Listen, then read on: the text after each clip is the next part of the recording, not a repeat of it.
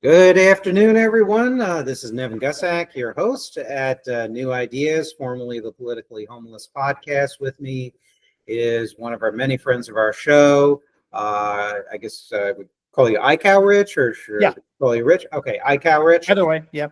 Yeah, and Rich is a debate coach by daytime job. He is also a perennial panelist on a number of Twitch and YouTube political streams, appears in all kinds of shows, always gives lots of great insights. Him and I served on one or two panels, and we had some good back and forth.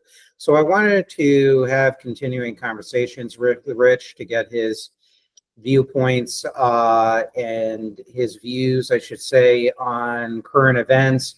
And also, I want to talk about other streamers, and obviously, I'm not going to do it in a mean-spirited or nasty way.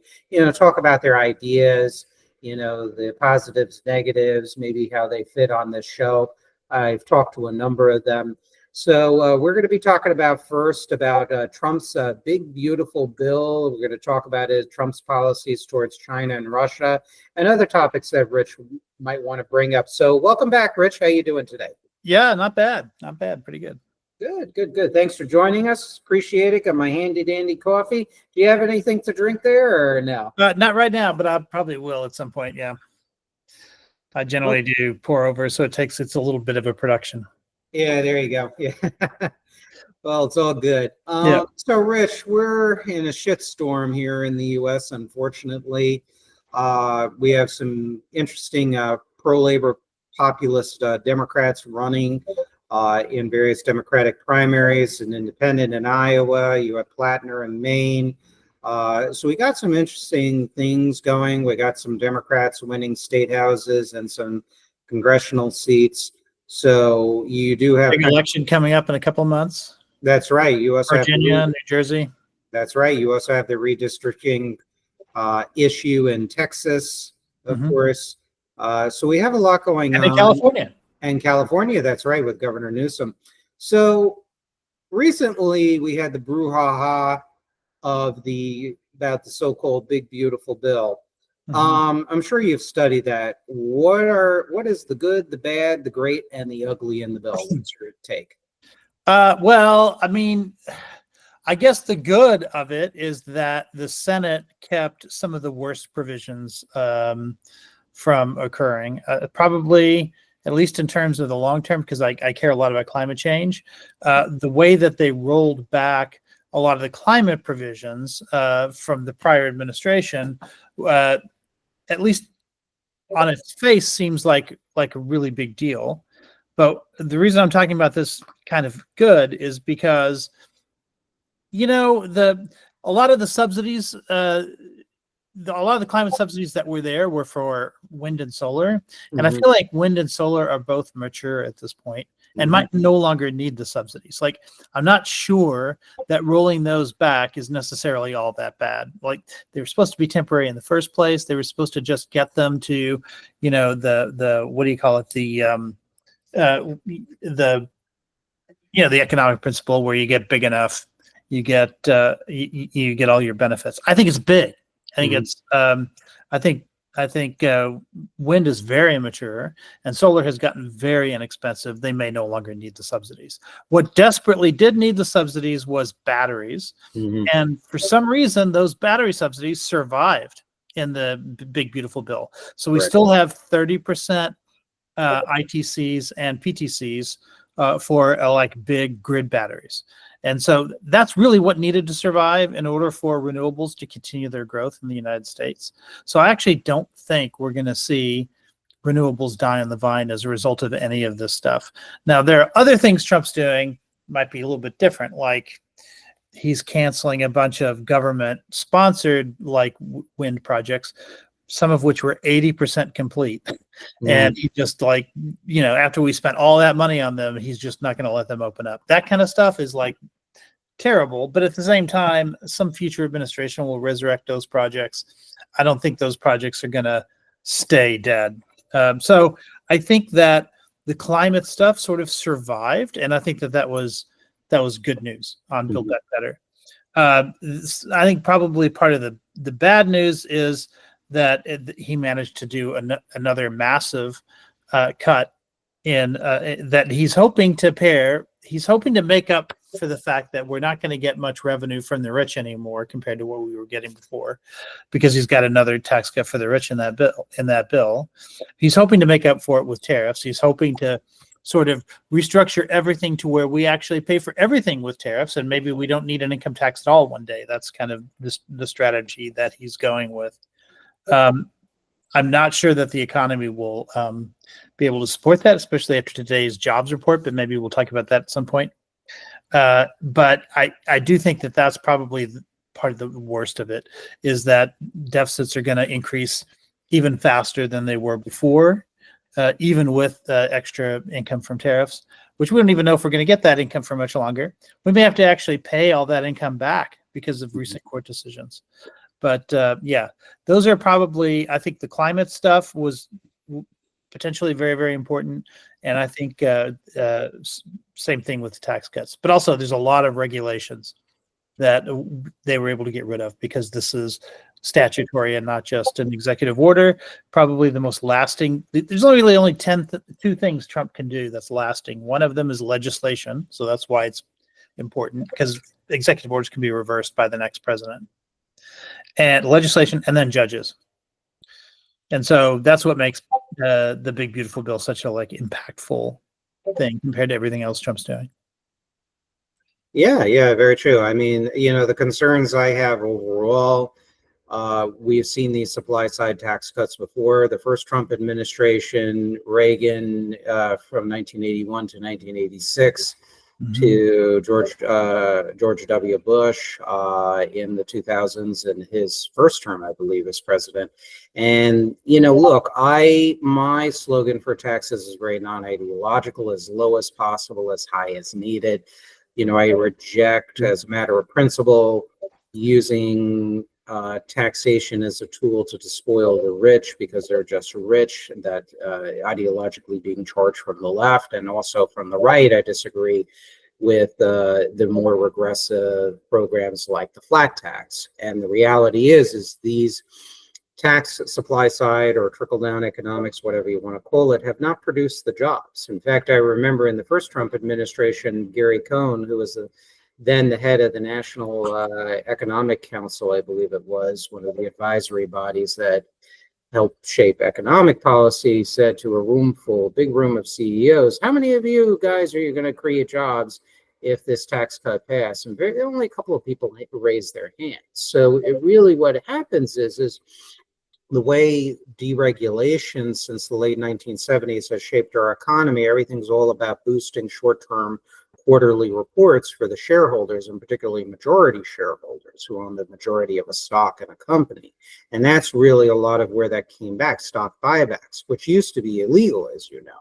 So, I have no issue with tax cuts as long as revenue needs are being met in a fiscally responsible way. And also it actually produces high-paying jobs and opens up productive facilities within the United States. And really, I think a lot on stream is not really a lot of what I'm saying is, I think, a very novel view. It's either you're for tax cuts, and that tax cuts for the employer class and the wealthy and the investors, and you can't question it, or you have people on the far left who just say, let's have confiscatory taxation because we disagree fundamentally with the system of capitalism and we want to take it down either incrementally or full stop, which is something Karl Marx called for at his platform. When you look at the big beautiful bill, excuse me, or the big bundle of BS, as I guess you call it, you have the massive cuts in Medicaid. And when Tom Tillis, the soon-to-be ex-senator from North Carolina, read through it, he is no populist or Bernie Sanders Democrat or Elizabeth Warren types of capitalist. He even was very concerned, said, look, I can't support this after reading the bill because it's going to affect people who are on Medicaid and who are working in many cases or unable to work. And of course, during the run up to the big beautiful bill, there was all this talk, it's just, we're trying to get the undocumented immigrants off Medicaid because they're collecting it illegally, or they're just lazy people sitting around gaming who are 35 years old in their parents' basement. You have that line of thinking, or it's not cutting Medicaid at all to those who need it.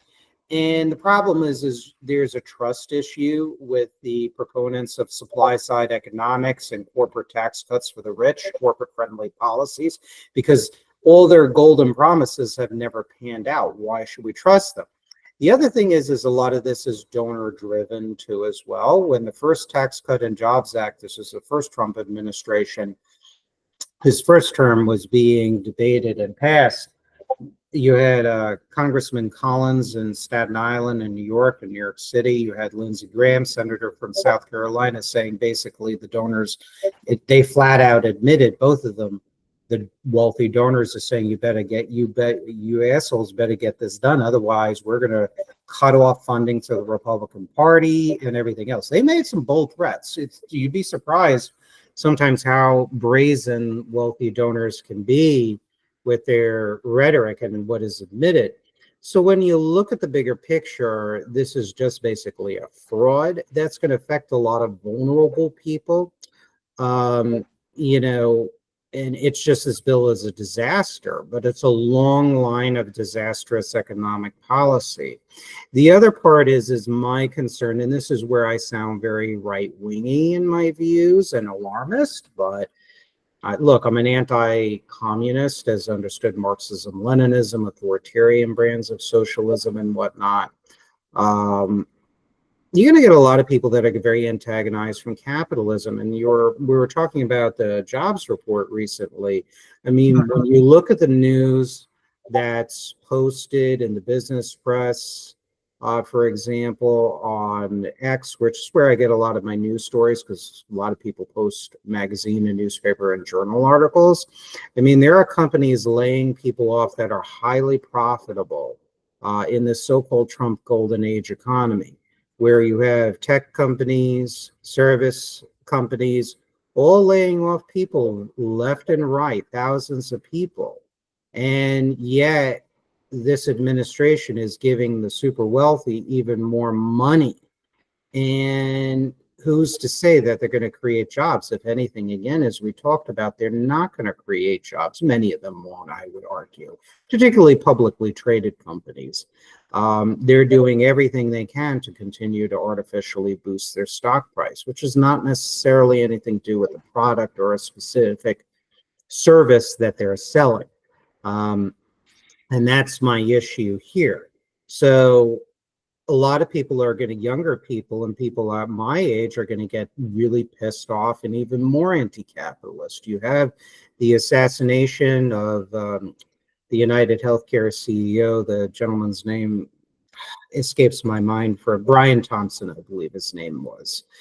You're going to have a lot of this anti-capitalist rage, and I don't think it's a good thing, but it does arise from somewhere. It's not happening because the kids are dumb, because they're entitled, because they're brats, because the hard times make hard men and easy times make soft men and all the rest of it. That's just, to me, a lot of rhetorical bullshit. I think this is real problems. It's a real national security problem.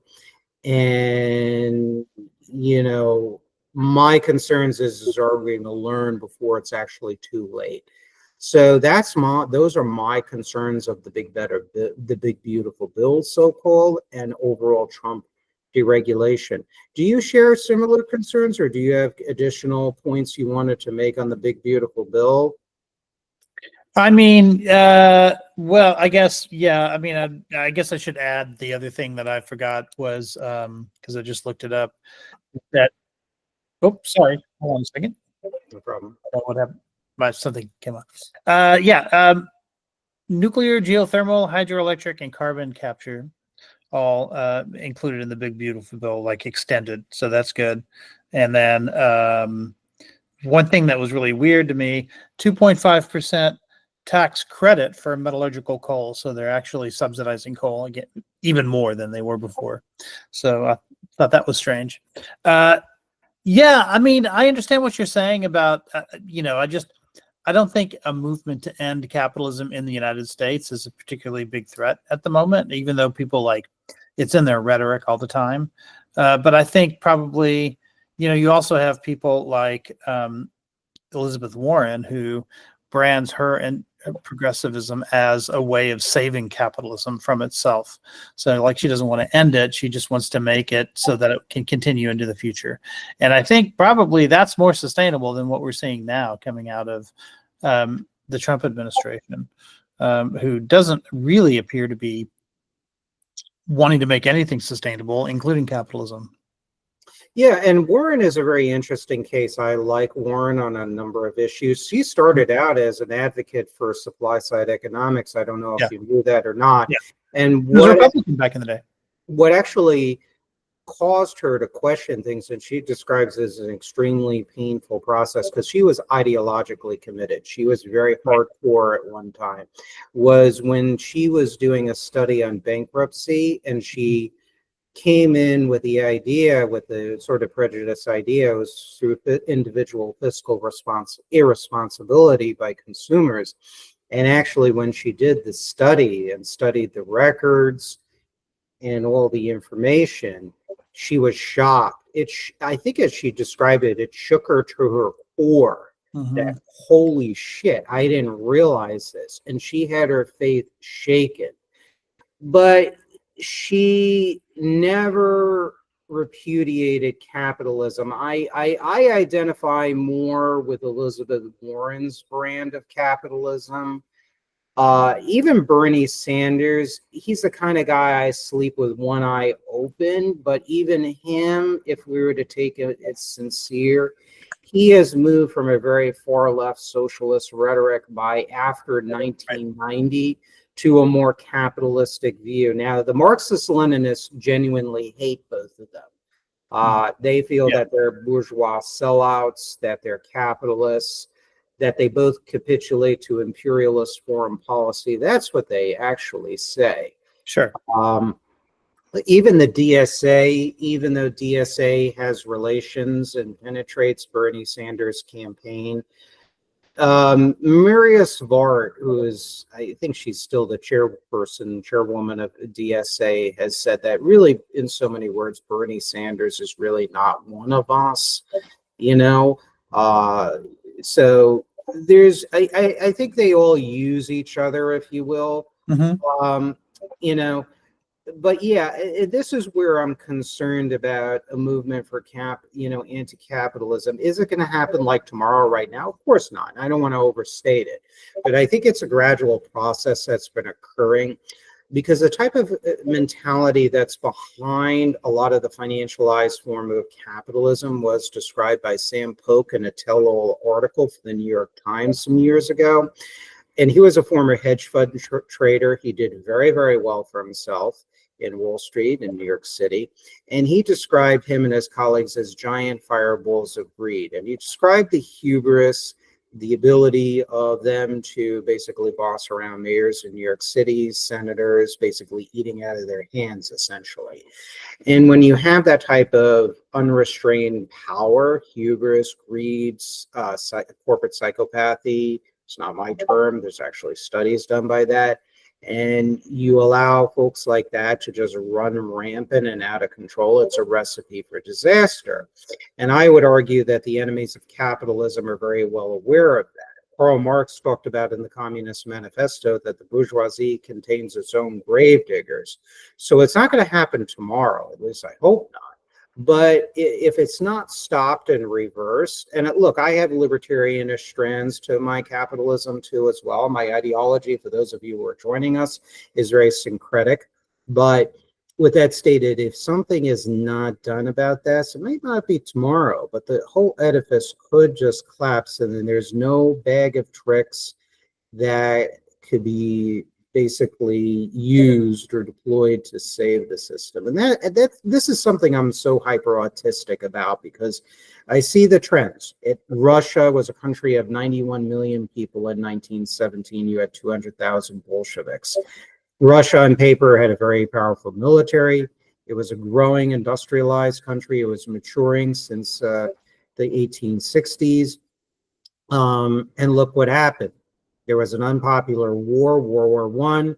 The Tsar Nicholas II and Alexander Kerensky of the provisional government did not read the room. The people wanted out of the war. The country, Russia continued to prosecute the war. What did Lenin preach? Peace, land, and bread. You look at the German National Socialists. You had austerity policies of the Social Democrats and Chancellor Brüning and the Conservatives, and von Papen, and the Nazis, which had some power, but they really didn't have a huge parliamentary presence. Somehow they exploded in popularity after 1929 when these austerity policies were put into place, combined with the overall effects of the Depression, because you had basically a collapsed and effective government. So you have all these situations that I'm outlining. And I know you've gotten into discussions with Lactoid about the New Deal and how you were basically saying, look, you're an anti-communist, and the New Dealers actually canceled out the economic appeal of communism. In fact, the communists were actually very pissed at the New Deal. They didn't like it. They called it a Social Security fraud. And then they opportunistically went into a popular front with the New Deal, but that was opportunistic. It's not because all of a sudden they loved the New Deal and everything else. In fact, there's testimony to the effect that the communists secretly thought that FDR was actually their Alexander Kerensky, and they could just basically push him out, you know, when the whole edifice collapses and kill him, or presumably, or whatever. So yeah, that's my concern. So I wanted to answer your point about that. Now, concerning energy, you know, my position on energy as a whole, I think we need to have as much as possible the clean energy. I think there's a number of things we need to have self-sufficient. So I'm more of the all of the above approach when it comes to wind, solar, coal, oil, natural gas, and whatnot. I think a lot, my problem with the Trump administration, whether it's the renaming the Department of Defense, the Department of War, the energy policy that you outlined, how subsidies for wind and solar are cut back or eliminated. When you take a look at even the immigration issue, a lot of this is sort of this culture war to own the liberals, to own the progressives, to own the quote unquote left, without really going to the roots and solving problems. And this is one thing that I will say, not going to mention names, but it's disappointed several writers and intellectuals in the so-called realignment right, who, like myself, viewed Trump as a possible pragmatic, radical centrist, civic nationalist, civic populism that was focused more on non-ideological solutions and deal making.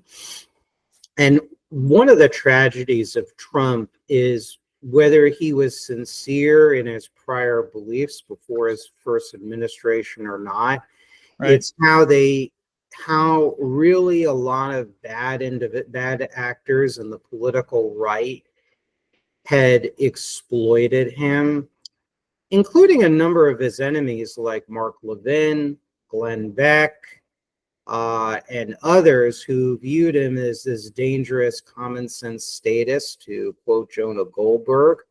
And now all of a sudden, many of them absolutely just love him. They think he's the cat's meow, because conservative incorporated, I'm sure you've heard of the term, the pejorative term, even used by dissident conservatives, they got to him. And they were able to kind of manipulate him and read Trump and play upon his worst characteristics and basically turn him into their tool. And he's a willing accomplice. He's a grown man. He knows what he's doing. And I think in general, I think he's a bad man. And I was a former supporter of Trump. For those of you who don't know in the audience, I went on America's Survival Roku TV of Cliff Kincaid. And, you know, I gave cautious but staunch support for Trump back then. So it's not like I was anti-Trump or Trump derangement syndrome. I seriously believe that he really could have been a great president. There's for restoration of Glass-Steagall, curbing free trade and outsourcing abuses, ending the exploitation and labor arbitrage from H-1B visas, of which Trump has is now like ricocheting back and forth. He's all over the place. It seems every day is a new position on things like H-1B visas, just like on his Russia position. He was for reindustrialization. He wasn't really noteworthy anti-union. He didn't hate the gays. In fact, he has been made pro-gay statements in the year 2000 and sort of pro-civic nationalist, sort of a rainbow nation of different peoples coexisting together. But all of that was really thrown away. So, but that's my readout on Trump, as many in the audience know already. But I think, I think I think the system, the way it's going, really is going to be in for some very, let's just say, huge challenges. And that there's a power vacuum that could develop. And we have DSA, which is at 90,000 members. The Communist Party USA is back at 20,000. I'm sure it's not the majority of the population, but that's a core, that's a revolutionary cadre or core that you can work with. And if they got their shit together, they could really make miles. You look at the Party of Socialism and Liberation, PSL, they are growing by leaps and bounds. I remember them specifically when they were a splinter party from the Workers' World Party, another kind of lunatic Marxist-Leninist organization. And now they've grown leaps and bounds. So they're not taking over tomorrow, but we got to keep an eye on them. And I know it's not a popular position to take because, oh, Nevin, you're a Red Scareist and we're resilient and everything else. Well, people thought that Germany was resilient and the people were well integrated, including the Jews and everything else. And look what happened, like that. Took time, but look what happened. Look what happened in Russia and probably other countries too. So that's my response, I guess, to, your statement, point well taken. So. Sure. Yeah. I mean, I agree with a lot of that. I can't say all of it necessarily, but yeah, enough of it to where you can always keep an eye on extremists of any stripe. There was a time when people didn't think Trump was electable. Mm-hmm. So, and then, now he's here. So yeah, you can always keep an eye on it. I think the real problem is, there's a lot of troll farms out there, and a lot of whom are like in Russia itself, who are trying to. They're really not targeting the right or the left. They're targeting the center, right? They're targeting what they don't want is for Americans to be united on anything.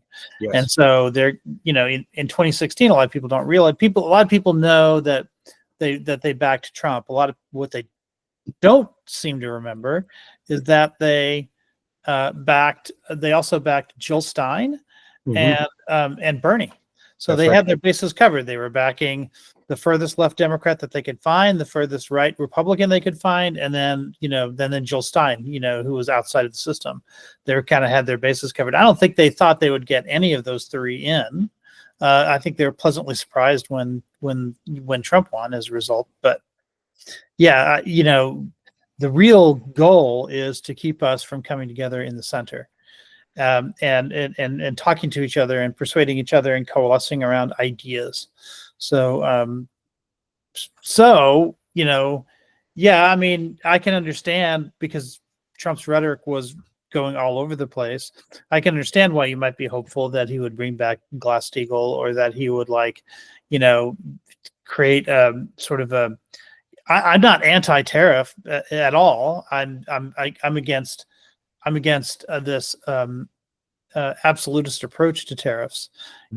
I'm fine with targeted tariffs. Because particularly if you think China is a threat, we could have just tariffed China and then gotten the rest of the world to unite with us.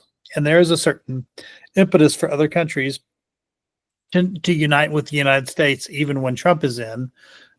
Because we've seen them do it. We've seen them try to kowtow to him in a lot of different ways. And I think if he made it easier to ally with him, then I think they probably would have. But he made it virtually impossible, right? Even just recently, I was amazed to watch Trump send out a post. That post the other day, I think it was yesterday or the day before, where he talked about how China and those other countries were conspiring against America. Do you remember that one? Yes. Yeah. And that was amazing to me because this kind of is a result, especially that particular meeting, because the big news item there was that India was joining with China and Russia in this meeting and talking about developing some sort of a alternative to the World Bank. And their goal is to pick up all the countries that we just cut off from US aid. And Trump seems to be rather offended by this. And yet he's the one who handed that to them on a silver platter, right? Like, I agree with almost everybody that USAID was up to a bunch of shady stuff, but he didn't replace that with anything. It looked like he might initially, because he said, well, the State Department's going to run all that stuff now, so Rubio's going to handle it. And some people were hopeful that Rubio's not one of those nuts, so maybe he will, continue to run these things and just get rid of the problematic parts of what USA did. Mhm. But that's not what's happening. They're just getting rid of all of it willy-nilly without looking at the value of any of it. That's Then right. China swoops in, and says, oh, Cambodia, those demining efforts that America was paying for and then they're not anymore, we'll do that for you. Oh, how are your rare earth minerals going? Can we have some of those? And, it just amazes me that we keep handing China all of these gifts. And one of the gifts that we are giving them is that we're tariffing everyone in the world, which is, again, going to push them to do deals with China instead of us. It's amazing.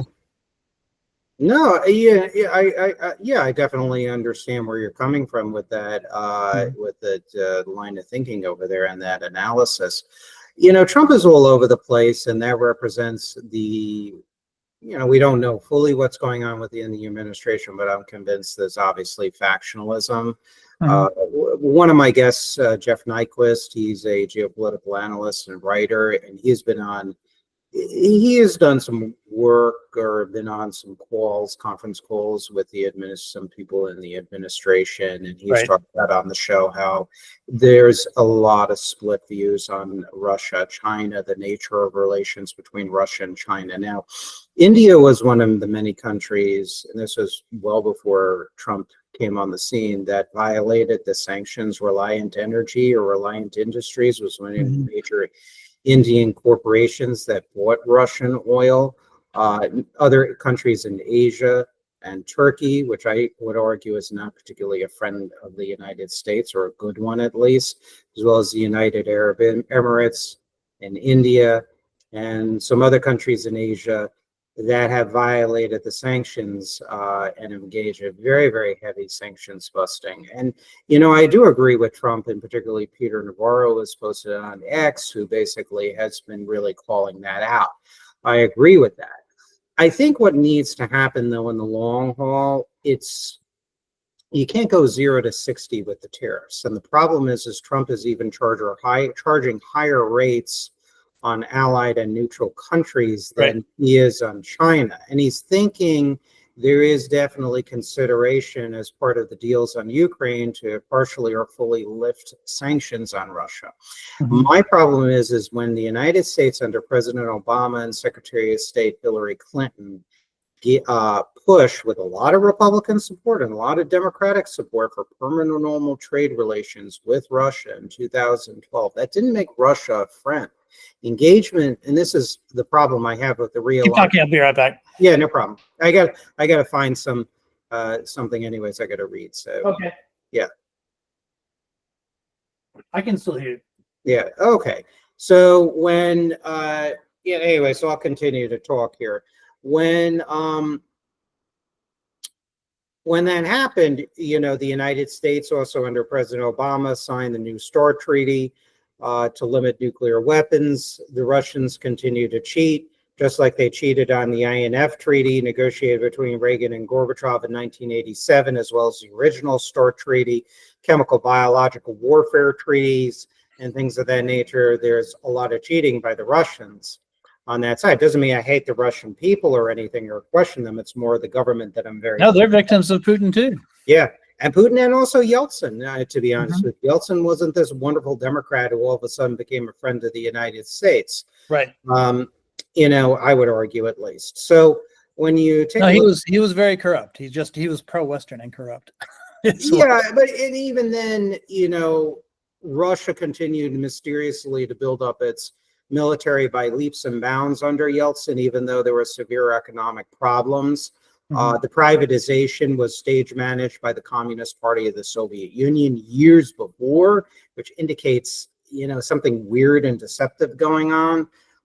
He signed off on continued war plans against the United States, as revealed by defecting GRU Colonel Stanislav Lunev, and he still continued to do certain levels of business, trade, and even military cooperation with even remaining communist or anti-American countries too, as well. But he was persuadable by events, right? Like, for instance, when he tried to take Chechnya, after a certain amount of Russian deaths and public outrage or whatever, he backed off.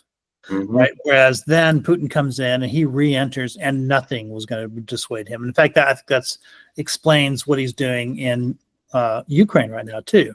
Is that it doesn't really matter how bad it gets; he's going to stay the course, and that's something maybe unique to Putin, right? That you just don't listen to your people at all, and you just keep going, and eventually the people will be cowed. I think that's his strategy. And I would rather have, don't get me wrong, I actually shook Yeltsin's hand once, but really? Yeah, he was in Texas over at Baylor University, and I was a student there at the time. And he had a very strong grip too. This was before he was in power, but anyway, I think best we can hope for in autocratic states like that is that at least you have an autocrat who is persuadable by events, who is not insane.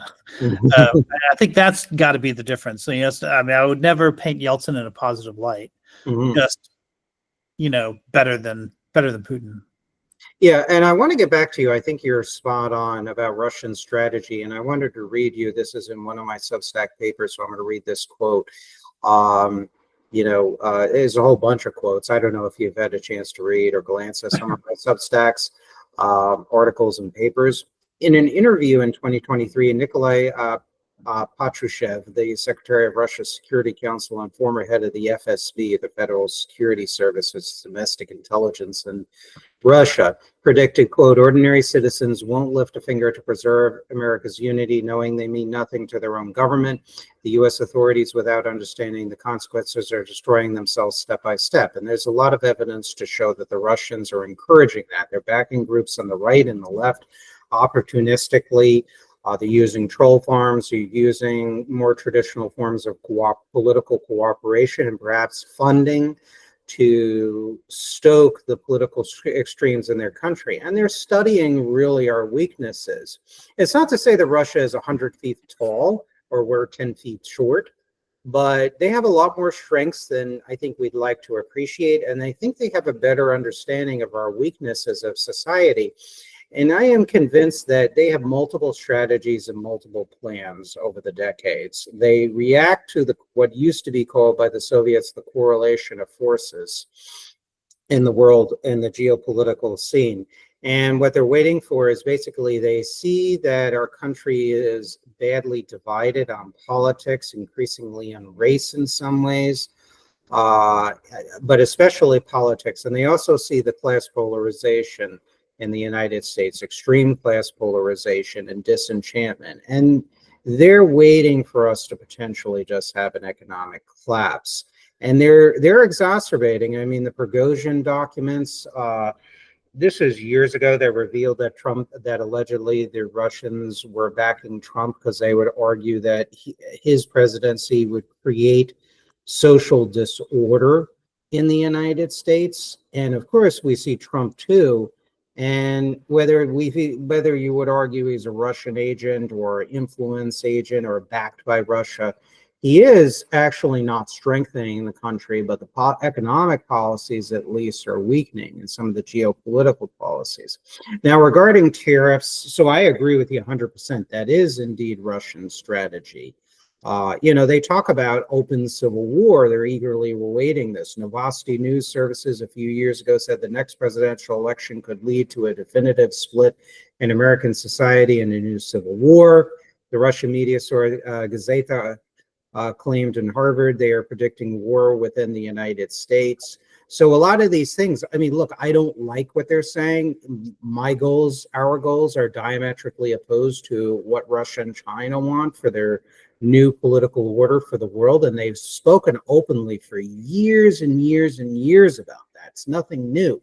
They really want this sort of global domination. I know that's not popular with a lot of people, some on the left, but quite a few, surprisingly, on the right. And yeah, I think that's a huge problem. I think when it comes to tariffs, I'm for targeted tariffs. One, and you can talk about the chart, and tie it in with your concerns and critiques of Liberation Day, where Trump has, raised the tariff rates quite a bit, or at least has proposed to do so. And my view on tariffs is they should be targeted. Protect the existing industries we have that are critical, and many industries are critical. It took decades for us to lose industry. It's going to take decades to return industry to the United States. Thirdly, am I against trade with other countries? Well, my trade policy is simple. You trade with allies and neutrals. You protect our industries, because even allies and neutrals historically have used a wide variety of subsidies and state interventions and currency manipulation, especially in the case of Mexico, South Korea, and Japan, to give examples, preferential procurement laws and whatnot, to distort their trade relations with us. Some of them, like Japan, and I've been to Japan, spent 2 weeks in Japan. I love Japan. I have nothing against the Japanese people. But since the 1950s, they had specifically had a plan to become one of the top dogs in industrial and economic power. And they didn't always play nice, at least in the Western and American sense, in gaining these advantages in trade. But I think clearly free trade, in the sense that you're competing solely on the quality of the product, of the durable good. If a country produces a better car, like South Korea or Japan, we should be able to have the quote right or access to purchase them. But we also have to have an understanding of, number one, for national security and economic and innovation reasons, to protect our industries, but then allow our industries to truly compete with the comparatively more state subsidized economies in Japan or South Korea producing those cars that they have. I mean, Japan is really, when you go there, there are very few foreign cars and even fewer American cars. It reminded me of the United States of basically of the 1970s. I was born in 1974. And the majority of the cars were still American made, with some exceptions, West German and some Japanese cars, but maybe a few French and Italian cars too as well, because it's the Fiats and Renaults were around as well. But anyway, so my view is you compete on product quality, but you also simultaneously protect our industries and make sure they're protected, and make sure that we give them the encouragement and the incentives to create competitive products that people would want here in the United States. Now, what you would do that is through targeted industrial policies that used to work, that made sense, like outlawing stock buybacks. That allows companies to reinvest their profits in new plants and new hires and new technology, rather than speculative BS, which is just artificially inflating the value of their stock, thus increasing the financial returns to shareholders, particularly the majority shareholders.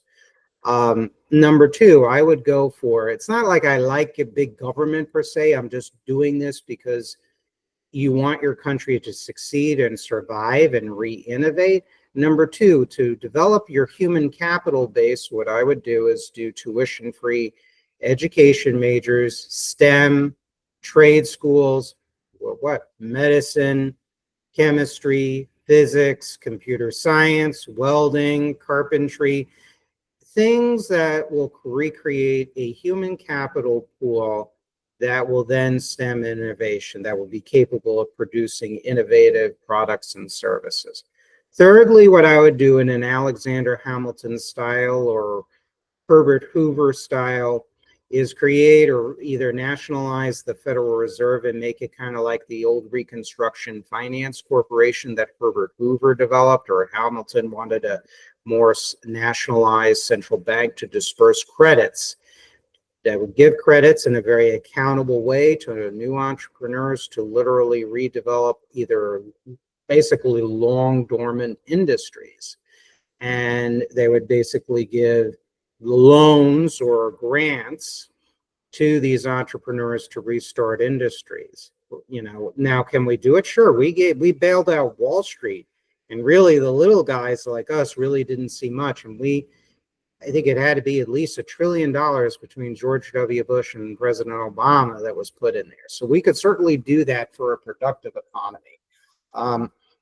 Thirdly, what I would do is I would then just reinstitute laws that used to exist that promoted production at the expense of extreme forms of financial speculation. Restore Glass-Steagall.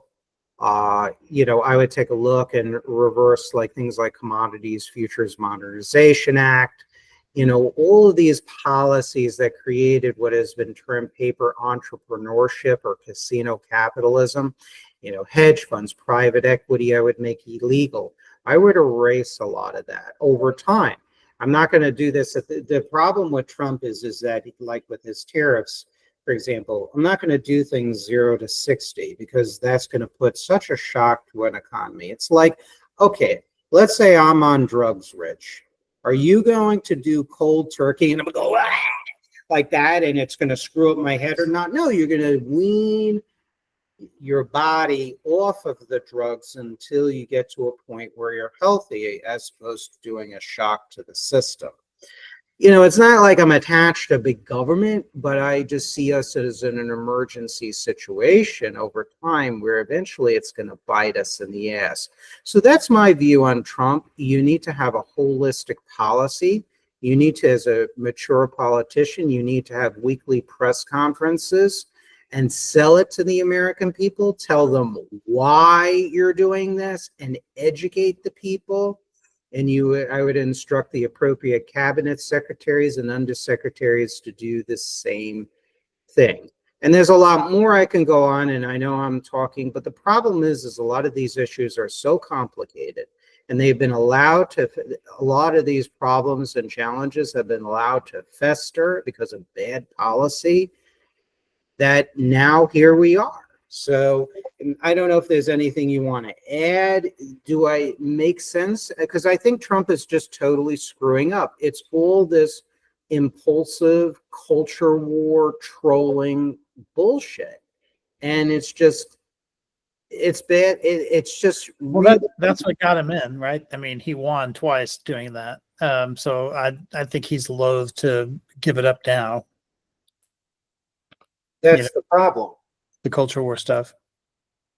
And that's the problem. So what are you? It works. The problem is that it works, right? It's and well, let's ask a question from you from here.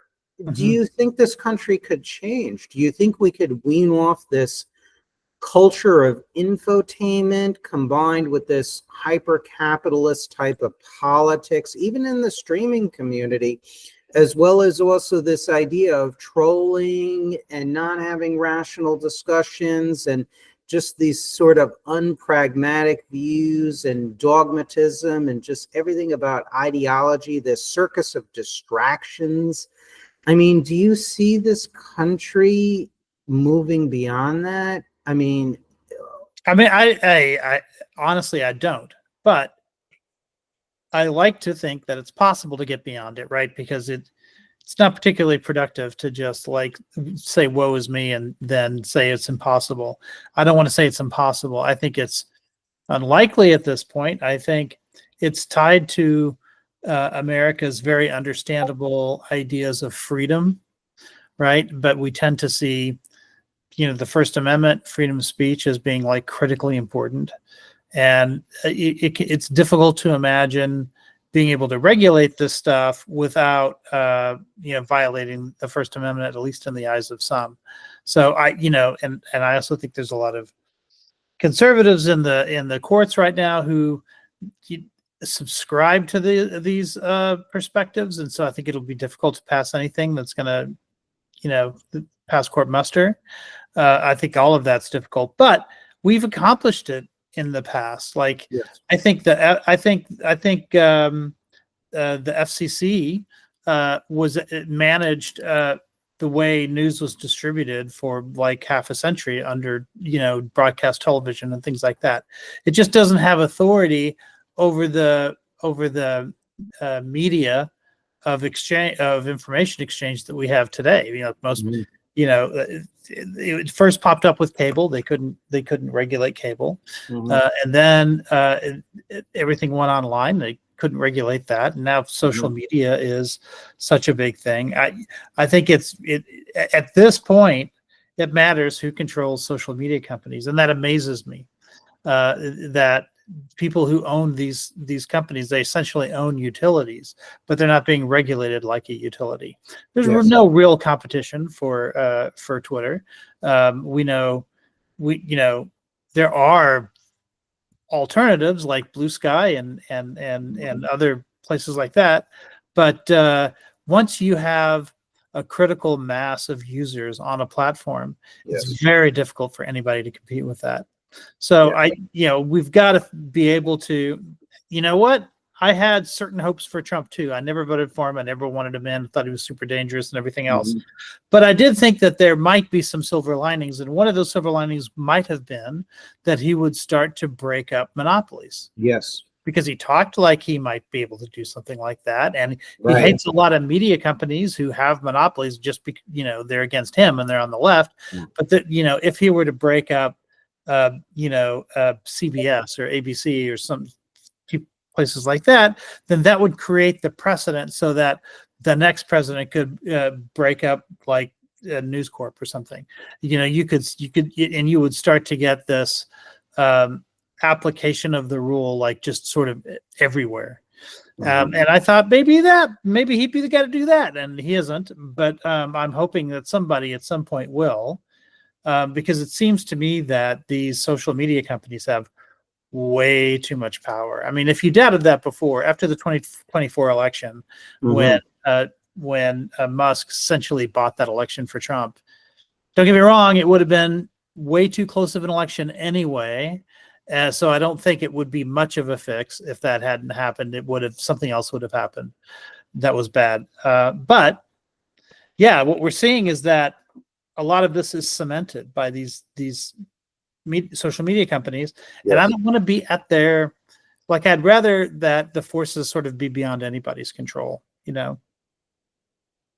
Yeah, no, I think of the freedom of speech, and it's one of those sticky issues. Look, I mean, and many in the audience know I'm a librarian by profession. I've worked for the library system here in Southeast Florida, one of the library systems, Broward County, since 1998. So I did for a little while. I used to work in a small college ILL department. Oh, okay. I love ILL. I've used that for so many decades. I love it. It was a lot of fun to see what people were checking out and what they were. Yeah. Oh, yeah. I like checking out all of the obscure, like, publications and journal articles and extremist literature and conservative and libertarian journal articles and books like in German, in Spanish, and I love it. But I'm a librarian. I don't like censorship. Like when it comes to extremist groups, and I had a good discussion / debate with Wick about this.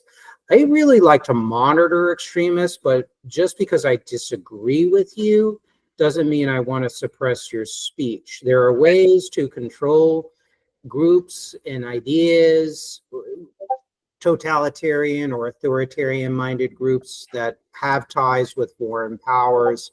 There are ways to do that where they can speak and give their points of view, which I strongly believe in, that they should have that right, but at the same time to be exposed for who they are by, counter propaganda efforts, by setting a good example as a government and economic system to compete with their appeals directly and therefore neutralize their appeals, and to just really have congressional committees go over really what they represent in the House Intelligence Committee, Homeland Security committees, and their counterparts in the Senate.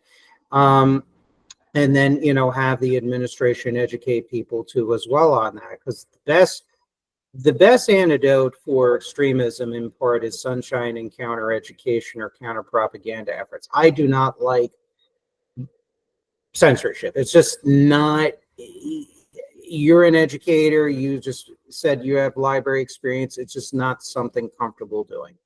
But we also have to take a look that there are extremist groups as well as corporate lobbies and their so-called quote unquote conservative or quote unquote libertarian fronts or enablers that use freedom of speech as a tool to mask an unpopular agenda if it was known and transparent to the public. So they have to use their money power and deceptive arguments to put forth their views. I'm going to read some examples of what they say. And this is why I really, again, I use government as a tool, but innately I don't like unaccountable hyper-centralized power, even in the private sector or in the government.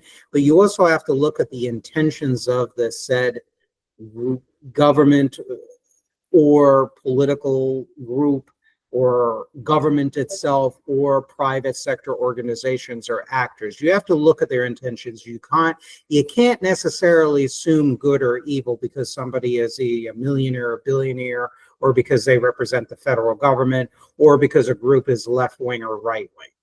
You have to look at their intentions. So their views on this is where with free speech, you have to kind of look at, how it's weaponized and leveraged, how classical liberalism is weaponized and leveraged by illiberal, anti-liberal elements to their advantage. And they use the emotional arguments people like Wick or myself or you appreciate to kind of throw dust in our eyes. Matt Heimbach, who was one of the founders and heads of the neo-Nazi, it's now defunct Traditionalist Workers' Party, he said, the American Constitution, we use it when it's convenient. Richard Spencer, when he was asked if he supported free speech or not, he admitted, no, of course not, meaning he doesn't support free speech. But we have to use this platform in order to exploit the freedoms to undermine our free system of government. Dan Burros, he was a self-hating Jew who became the political officer of the American Nazi Party. He was a kind of a well-known guy in the Nazi scene in the 1960s, and then he killed himself when he was outed as being Jewish. He said, one of the great jokes of modern times is the way National Socialists utilize the institutions of liberalism to destroy said institutions. An example is our use of the American Civil Liberties Union. The ACLU is forced to give us legal aid. If they do not help us, it makes it apparent that they are only interested in defending the civil liberties of left-wing groups. The sword with which we smite the ACLU is double-edged. Firstly, they have to give legal aid to Nazis whom they hate, and secondly, they lose much support. A good deal of their contributions comes from Jews. It can be well imagined that Jews do not relish paying legal fees for Nazis, therefore contributions to the ACLU drop.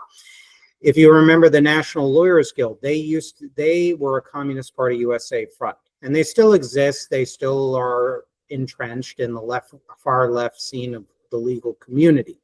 At a 1971 National Lawyers Guild convention, William Kunstler, I'm sure you remember who he was. He was a very radical leftist lawyer and authoritarian leftist.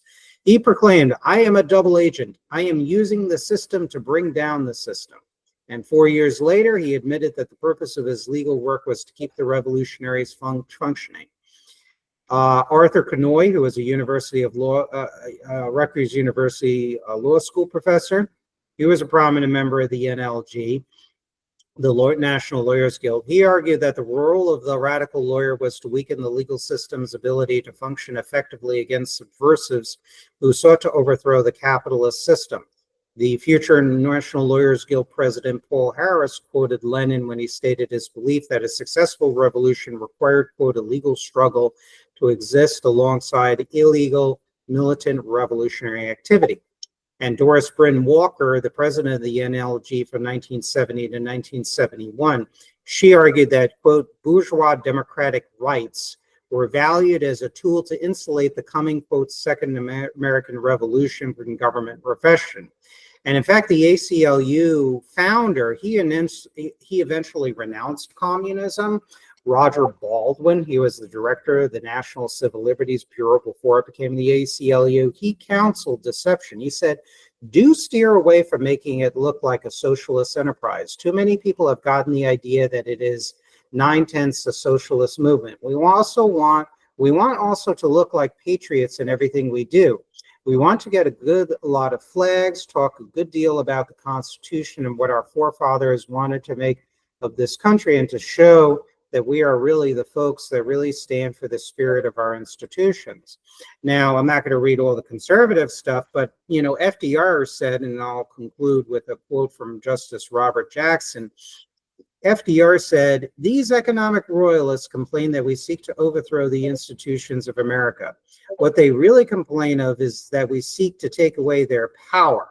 Our allegiance to American institutions requires the overthrow of this kind of power.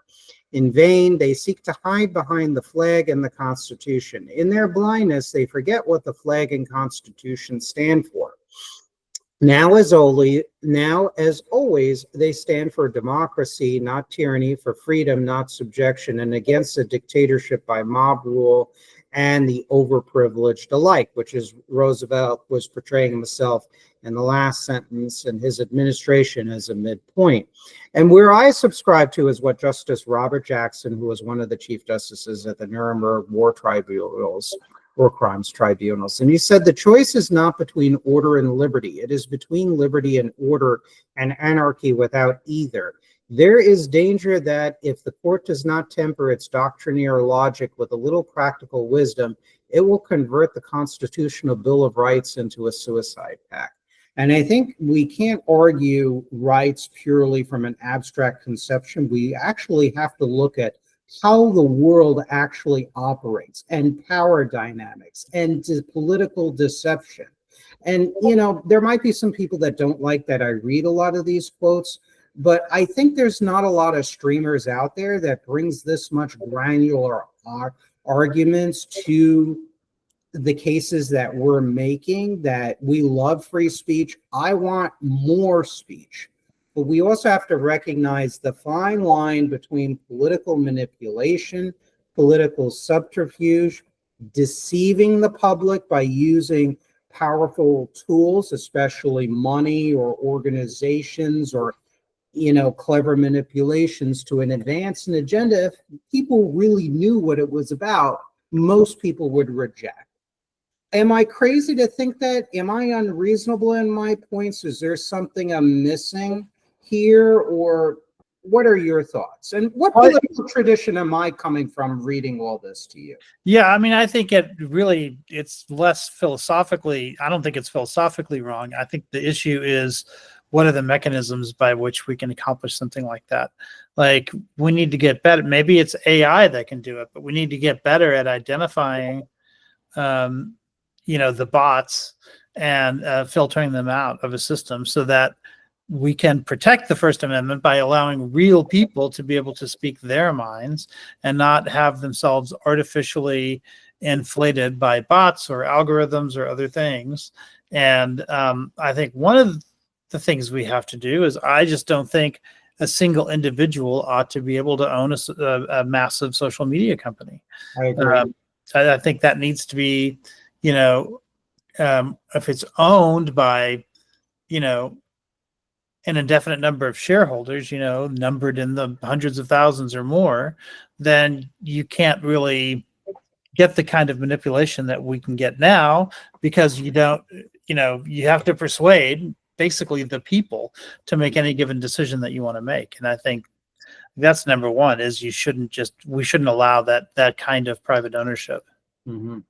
And it's not just Twitter, it's also Facebook, it's also, well, really every big major social media company out there. Ones So that I are not, think, yeah, oh, go ahead. I'm sorry. ones that are not owned individually. I mean, Yeah, no, and I think you hit upon a point which you did also before. It's this media monopolization. I mean, there was a time where I remember, and certainly you would remember, where media was much more diffused and decentralized. And what had happened was, is between when Reagan started to deregulate media ownership, and particularly with the repeal of the Fairness Doctrine, and President Clinton passing the Telecommunications Act of 1996. Now, of course, that deregulation was put forth as claiming that it would increase competition and increase speech, but actually what it did was is it loosened or liberalized. It used to be restricted, as you know, the number of radio stations, TV stations, newspapers that one person or a company can own. And that was liberalized starting in the 1980s and accelerated in the 1990s between Reagan and Clinton. I think that's a mistake. I think that needs to be re-regulated and limited again, because I would like to see the proliferation of small media companies once again. Now, a lot of people are fleeing to YouTube, to Twitch, to other platforms to get their political news, and there's a thriving alternative. So in a way, capitalism has, and, private activities and private enterprise has so far worked to remedy that somewhat, actually. But when it comes to the big social media companies, I think, clearly what has to happen, in my view, is we have to take a look at measures to really deconcentrate the ownership of media across the board, including social media.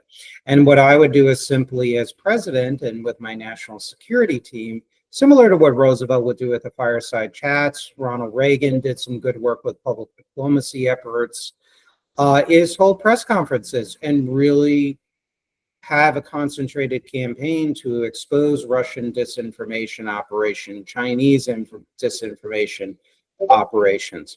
Thirdly, I would also do major campaign finance reforms too as well. I would shorten the campaign cycles, the election cycles, not make it this like 2-year enterprise, it seems. I would take a look at public funding of elections too as well, dispersed by nonpartisan actors in the FEC. I would take a look at that. It used to be illegal before 1976 for these levels of campaign contributions. I would get rid of this notion, which apparently is a fraud, that corporations are people. That is fictionalized. There has actually been some scholarship that has been written about that. I don't have it like at my fingertips. I'd have to take a few minutes and find it, but I would take a look at that and I would reverse that. And I would really continue the campaign limits at $2,000. I think it's $2,500. If you want to supplement the campaigns with private money, fine, but nothing like, as you had referred to, what Elon Musk did, for example. I would get rid of the super PACs. And I would also take a look at I would definitely implement immediately, effective immediately, in my first 100 days, anti-lobbying laws. You work for the federal government, the state government, the local government, the military, the CIA, NSA, whatever. When you leave your position, you don't lobby for any companies. You don't lobby for the labor unions. No lobbying for nonprofits, business lobbies. No lobby. I would make foreign lobbying on behalf of a foreign country, an American, like a former president or admiral or general.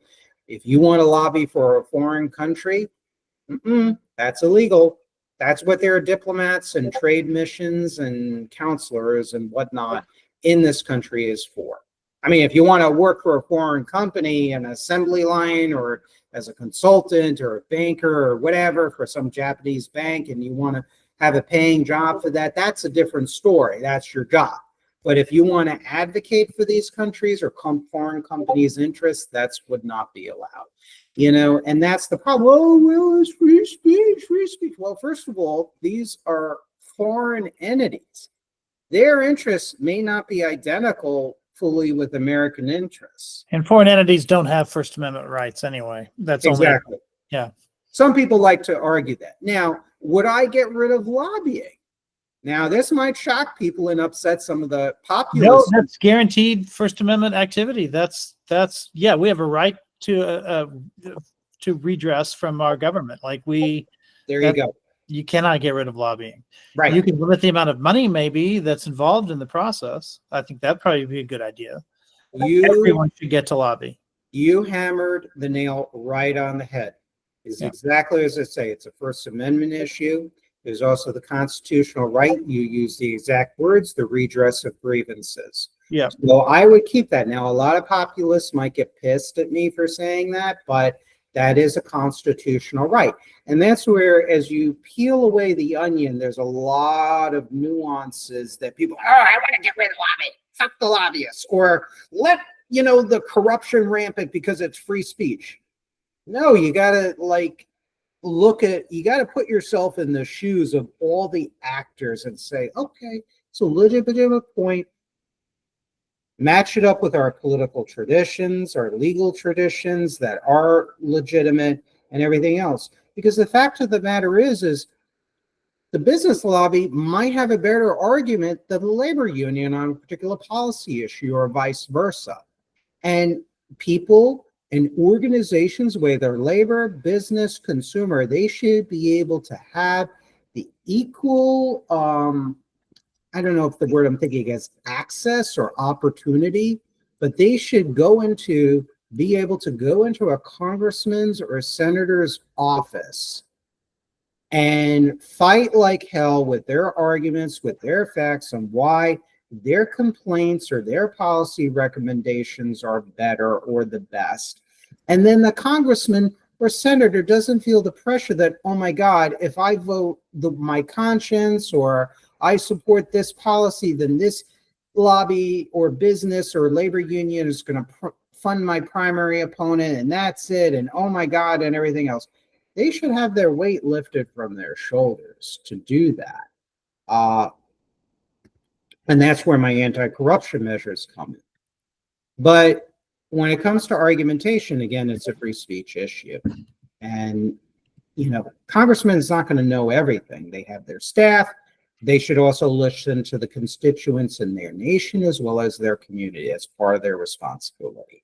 So I don't know if my answer surprised you, but No, it didn't. But probably because I've heard you talk about this before. But it's also my position. Yeah, lobbying is sacred in this country. I tell my students when they start trying to argue the other direction, I keep telling them, where does the word lobbying come from? And they have to think about it. Like, look, if you go to DC and you want to talk to your representative, right, who's supposed to represent you, like that's what he's there for, or she, you're probably going to sit in a lobby and wait for your chance to get to talk to that person. I just can't imagine not having that right. And that's what lobbying is. Now, admittedly, I don't have the power of someone who represents a billion-dollar industry who's sitting in that same lobby. Probably not. Don't have that power. Although it is still amazing to me that you can get in to see your representative if you go visit DC. Like more often than not, you can have that opportunity.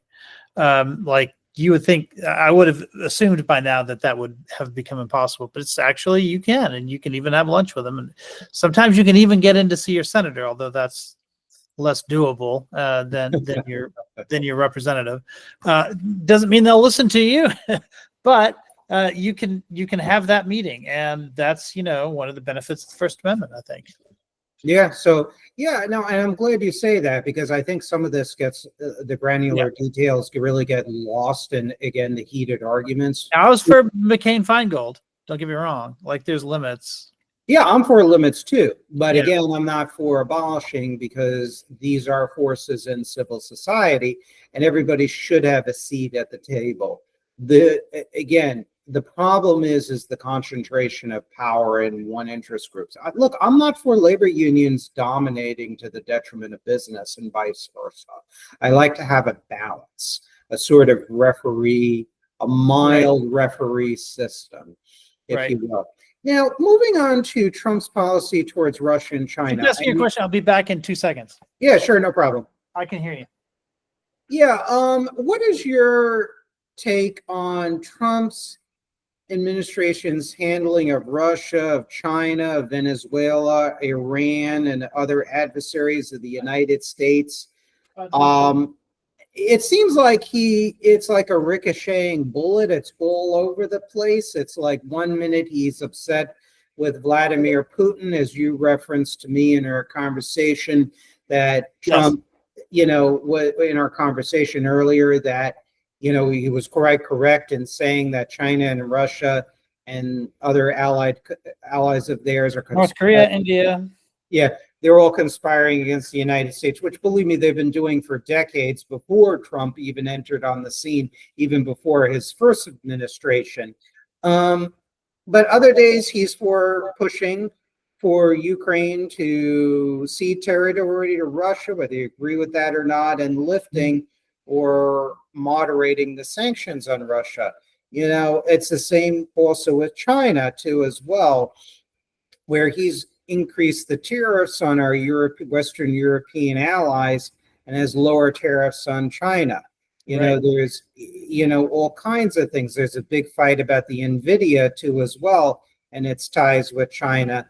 And, so just whenever I go over the news about his treatment with Russia and China, it's like a ricocheting bullet. Same with Venezuela. There he's cracking down and attacking the vessels allegedly owned by Venezuelan connected drug cartels, smuggling the drugs in the United States, presumably for hard currency, as well as also to demoralize and decompose our society through drug addiction.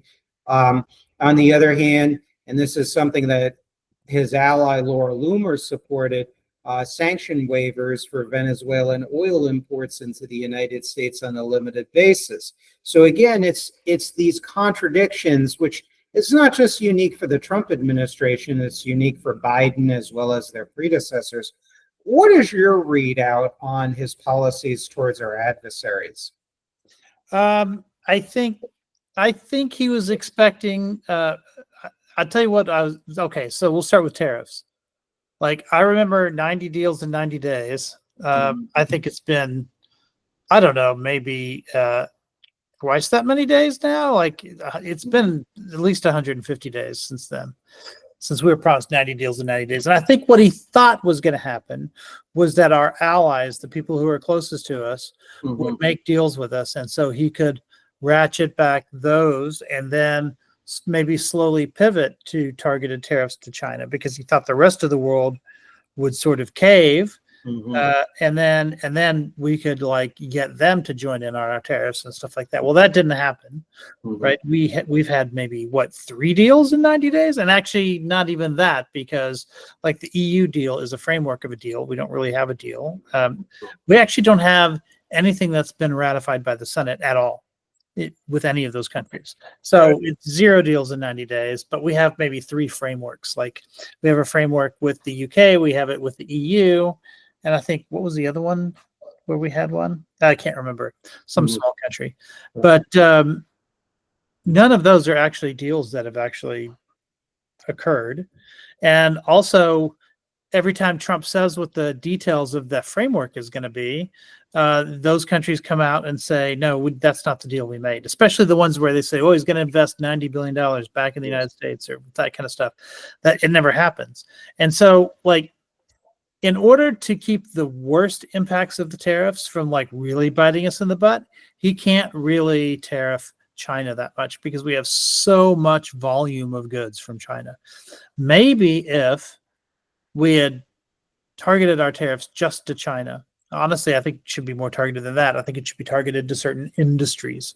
For instance, Obama did targeted tariffs on solar panels from China specifically, because of the dumping that was very clearly going on. Biden did the same thing. Those kind of tariffs make sense to me. Anytime there's sort of misbehavior, you want to reward them for acting ethically and punish them for acting unethically. And so if you can say, okay, on this industry, you're dealing with us fairly, so we're not going to tariff that shit, but this, these other areas where you're clearly dumping, we are going to, something like that. And in order to make that work, we would have to get other countries in the world. It's just like the sanctions thing out. Sanctions against Russia don't work unless you get the whole world to engage. And it's the same thing, right? We would need to get all these other countries to join with us. But of course, like take India, for example, we slapped a 50% tariff on India, and now we're surprised that they'd rather work with China than us. I mean, we're not going to be able to have effective tariffs against China unless the rest of the world follows suit, which means that we need the soft power that it takes in order to persuade them to do that. And we no longer have that soft power. So anyway, that's my second point, is on the soft power thing, because what's happening now is all of these countries that China wants to pick up with this new sort of World Bank sort of thing, they even said they want to be the leaders of the UN now. Like America has abrogated its position as the leader of the UN, and China says, it and its allies should be that, because they're going to be doing the things that USAID used to do. And so therefore, like, we're going to pick up, they're going to pick up a lot of that soft power, like, from us. And so I think we need to get back in the business of making friends around the world, because that's where the real competition is. And I just think we're losing them faster than I thought would happen. I figured something like this would happen in a second Trump term. I didn't think it would happen this fast. Yeah, I think the situation is look, China and Russia has always wanted more of a global hegemony. I mean, irrespective of what Trump did, this is something that they've always wanted. I think with allies, it's a tightrope you have to walk with them, because even during the Cold War, even in the run-up to World War II, free countries traded with National Socialist Germany, militarist Japan, fascist Italy. We tried sanctions, and I agree with sanctioning those countries at the time, but they were not tighter, and the allies had their own economic interests and their own business lobbies to contend with. And then continue during. By the way, we're not the one country in the world we're not tariffing is Russia. Yeah. Amazing. So, well, we did revoke under Biden with virtually unanimous congressional approval, PNTR for Russia. But with that stated, our trade with Russia is now just a couple of $2 billion, according to the last statistics. It has fell tremendously like a rock. I wouldn't be surprised if there are American companies operating through Switzerland or the UAE or China or whatnot, channeling goods to Russia. We know that certain European countries, notably Germany, for example, has been funneling a shit ton of trade, more than people realize, through this through the Central Asian republics like Uzbekistan, Tajikistan, etc. So we know that's occurring. But with that stated, getting back to the allies during the Cold War, you had Japan and West Germany, France, Italy, some of the neutral countries, obviously Sweden, Switzerland, even the British. A lot of these countries, violated COCOM rules and swept things under the rug when it came to technology transfers. West Germany, I don't know if you know this, had something called a swing credit that it negotiated with East Germany back in 1949. And what it was is it subsidized the East German economy. It considered East German, West German trade, inter-German trade, which was exempt from what was before the EU was called the EEC, the European Economic Community, or Common Market Tariffs. And the East Germans just took that advantage. You had West German companies sending machine tools to the Soviet Union, to East Germany, that after the dissolution of the old GDR, East Germany, it was found and reported in newspapers like Der Spiegel that there were actual West German precision machine tools in East German weapons factories, to give you an example. And there's just tons and tons of data which points to that. So the problem with allies is they also have their own interests too as well, and it's difficult to hold them accountable. It's going to take a lot of diplomatic tap dancing. It's going to take the carrot and stick approach. But I think what the United States needs to do also is we need to also focus on doing what we have virtually 100% control over within our country. Redevelop our economic resources, redevelop a relative self-sufficiency, So God forbid if we have to go full autarkic, we have the core to do that in case we're in, God forbid, a wartime situation or the rest of the world is in flames and somehow maybe we're not a battlefield or whatever situation where we don't have to experience what we did with COVID. It's like, holy shit, we can't produce our own masks and pharmaceutical within the borders of the United States, for example. So we also have to reestablish public trust in our economic institutions, in our capitalist free enterprise system, our government at all levels. So a lot of these things, what we have to do is work on that. Simultaneously, we're going to have to do some hardcore negotiating quietly with our allies, where we can say to them, look, we're not cutting off trade of Japanese or South Korean or Taiwanese or German imports into the United States. We're not necessarily interested in that. But because of these reasons, we have to do X, Y, and Z. And one thing that a group, it's an anti-free trade group, they have labor and business people in it, people on the left and right. I was a part of it for a few years, called the Coalition for a Prosperous America. The gentleman, if you remember him, Pat Choate, he's an economist and is a consultant. He ran as a VP candidate, running mate for Ross Perot in 1996. And Pat Choate, another CPA, had pointed out that instead of tariffs, most of the countries of the world use something called a value-added tax, which also does not tax exports, and it's a sort of almost quasi-flat tariff rate. And you can use that also. And he argues, he's more of an expert than I am on this, he said that's actually WTO compatible. And that could serve as in place of a tariff to help jumpstart industries. So that's what I would do. It's going to require a lot of tap dancing with alliances, but I think we have to hold these allies, so-called allies, accountable. Because I don't even like to use the term allies. I use the term intersection of interests. Because yes, Japan, West Germany, Israel, Taiwan, we have shared interests. We don't want China to invade Taiwan. We don't want North Korea to invade South Korea. But we've also been at war with most of those countries in the past 100 years. Right. So we don't want that. So obviously we have a shared interest in working with Taiwan, South Korea, Israel, whatnot.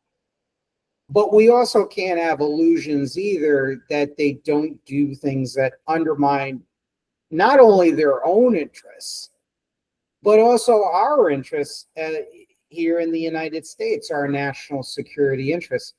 And the biggest challenge is how to tap dance around that, how to somehow hold them accountable without fully pissing them off.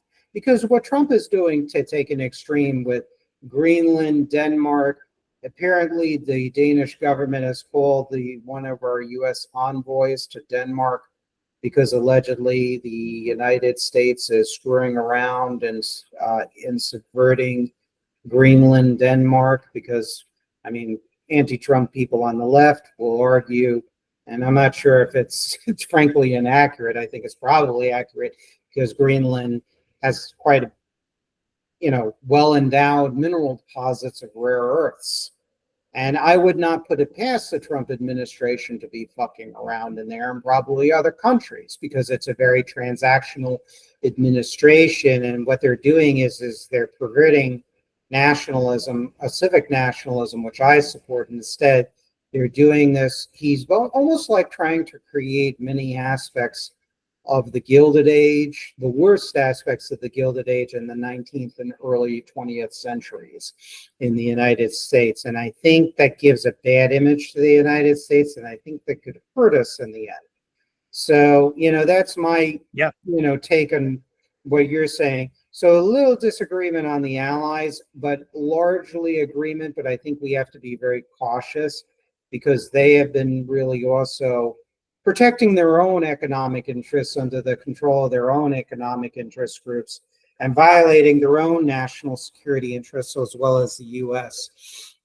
And somehow we got to be able to deal with that. And that's a very difficult situation. I don't envy any future administration and trying to get their, getting their heads around the handle on that situation. So I don't know if you have any counterpoints to what I'm saying or Well, no, I not. think it's reasonable. I mean, of course, we should always be ready to reevaluate, our relationships with people around the world. I've been watching the third season of Foundation recently. I grew up with the books, as Isaac Asimov series or whatever, and it's all about sort of the fall of hegemony. Like in those novels, it's about the hegemony of the empire, in a galactically, I suppose. But yeah, it's true that when you're maintaining your top dog status in the world or whatever, there's always going to be people who kind of are going to be sniping at you from a distance for one reason or another. Although I think it's pretty clear that there's enough of a difference between some countries and others to where you can still use the word ally. Mm-hmm. But you never know. Like, I think it depends on who wins an election in this country or that. Mm-hmm. I think the UK, thinks one thing, under a Labour government, but if Reform UK takes over, then it's a fundamentally different sort of government. Mm-hmm. This is one of the reasons why I'm skeptical of executive power in any country, because at least, when it's the legislature controlling things, and to some degree the courts, you have some continuity. Like, it's not like when you have the Senate's a perfect example, because they have it's 51-49 in one direction, or it's 49-51 in the other direction. It's not going to be an unrecognizable Senate, right? Because there's a lot you can't do unless you have 60 votes. And so you have some sort of continuity there. And the Senate has a tremendous amount of power to check the presidency, especially if it wants to. So yeah, like a lot of countries, if they elect the wrong person, then already, like, we just watched a whole bunch of elections. Romania was one. Mm-hmm. More recently, Poland was another. Fortunately, the president that they just elected, even though he's at loggerheads with their legislature now, it's relatively weak, a weak presidential system there. So I'm not as worried about Poland as I would have been for Romania, or some of those other countries, Moldova, for instance. But we've gotten lucky at how those elections have worked in the last couple of years. If there's one thing that Trump administration has accomplished, it's that it's helped liberals around the world win elections, whether it be Canada or Australia or Romania or in the UK. That's something that's relatively new. I was worried about all of those elections, and now it looks like, the world is responding to Trump in the way that one would hope the world would respond to Trump. Just hope it continues. Yeah. And here, we're 2 months away from Virginia and New Jersey. So yeah, absolutely. Yeah, no, yeah, those are the political trends. Yeah. Now let's move on to our last topic. And we're going to talk about some of the streamers. And, I have, contacted several streamers, Connor, Jackinator, who I served on panels with these people and whatnot, and other people too as well. Fabian Liberty, or I guess his real name is Scott.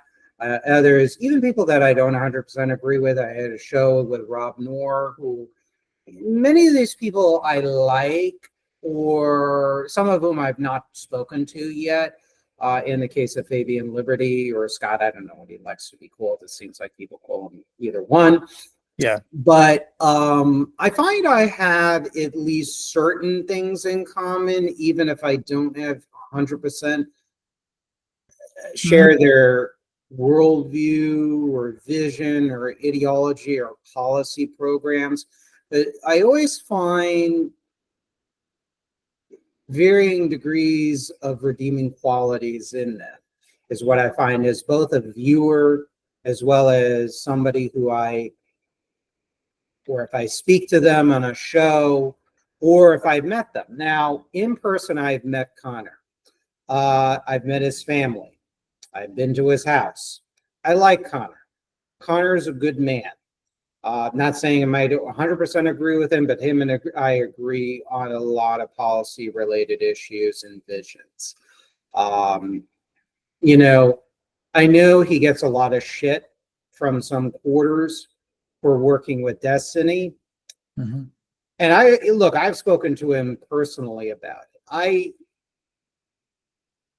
I kind of understand both sides. You know, Destiny, I've never met. I served on a panel with him. He did not talk to me at all whatsoever or address any points I have. I don't know him as a person. I know he's been involved, and I haven't studied all the details because I don't like all the soap opera drama. I know with sharing allegedly, supposedly nude pictures of ex-girlfriends or hookups and all kinds of other crazy things. Look, I don't like that. Personally, I would partially feel uncomfortable working with somebody on that. But I also understand why people feel that, let's say, Trump or MAGA is the greater evil, and they got to hold their nose and work with them. I don't think with Connor, it's just clout building. Look, I can't get in people's heads, but the vibe I get from him one-on-one and on streams that I've had, and he's been very courteous and accessible for my requests. I don't get the impression that he would sell out for money, pure and simple. I think or at least I'd like to think that he has this approach that he's got to battle Trump and MAGA, and he's got to cooperate with people that he doesn't fully agree with ideologically or morally, ethically. I mean, trust me, the way Connor kind of just deals with his wife and his family, what I've kind of observed, and I've been through a number of relationships, he's not into that cheating, philandering, degenerate behavior. It's just not him. I could say that with certainty. I can bet you if you come to Florida, Rich, and I'm wrong, I'll pay you for a nice steak dinner. That's how confident I am of that. No, I agree. Yeah. Yeah. I personally would not. I mean, I would talk to Destiny, but there are things I don't like that he has written posted. He has certain social democratic tendencies, which I can appreciate. He does view Russia and China as a threat. I appreciate his stances against totalitarianism, but his rhetoric in favor of aspects of neoliberal Reaganomics, like the bootstrapper arguments that he has made. And I've talked about this with Jackinator, Econoboy, for example, at length, where he's written some things that really should earn him the exit from Democratic Party circles, because it's like it's very much MAGA-esque, if you will. I'll read you, just if you're not familiar, those in the audience that are not familiar, and this is not per se like, oh, he's an asshole, or he's just, I don't like his life, I don't like the fact that he has some dye in his hair or whatever. That part I don't care about. What I do care about is what he posts on Twitter and the issues, and I think that is somewhat revealing about him as a person, possibly. I don't know. I reserve judgment until I actually meet him one-on-one. Like he said, and this is this here, the problem is you don't want the basics, meaning basic needs. You want a premium middle-class lifestyle, a house or a roomy apartment with no roommates, high-quality food extras like Starbucks, a decent vehicle, budget for some entertainment, and the ability to save up a decent amount of extra income every month, all from a 40-hour fast food job. This will probably never be realistic. These jobs are transitional. They're not meant to be the final destination of most workers. Well, before I read the second post that he made on X, That statement is problematic from a number of views. Number one, that is something that really has no place ideologically in the Democratic Party. That's kind of a Republican Party, Reaganomics bootstrapper kind of talking point in rhetoric. The problem is that number one, it's deflecting the responsibility to the powerless individual and away from the powerless, super wealthy employers. Number one. Number two, why shouldn't we want better for our citizens of our country? Number three, there once upon a time, the major corporations, if you want to use a term loosely, and their political allies would say the same thing about steel jobs. Oh, why should you expect a decent standard of living from working in a coal mine or a steel mill? Blah, blah, blah. I've seen this rhetoric before. You know, Nick Hanauer, who's one of the many wealthy capitalists who I admire, at least politically, wrote a book. I think it was called Corporate Bullshit. It was kind of a photo coffee table book, and it had reproductions of different newspaper articles from the past 100 to 200 years that tracked all of these arguments on why there shouldn't be checks on unchecked capitalism and its abuses.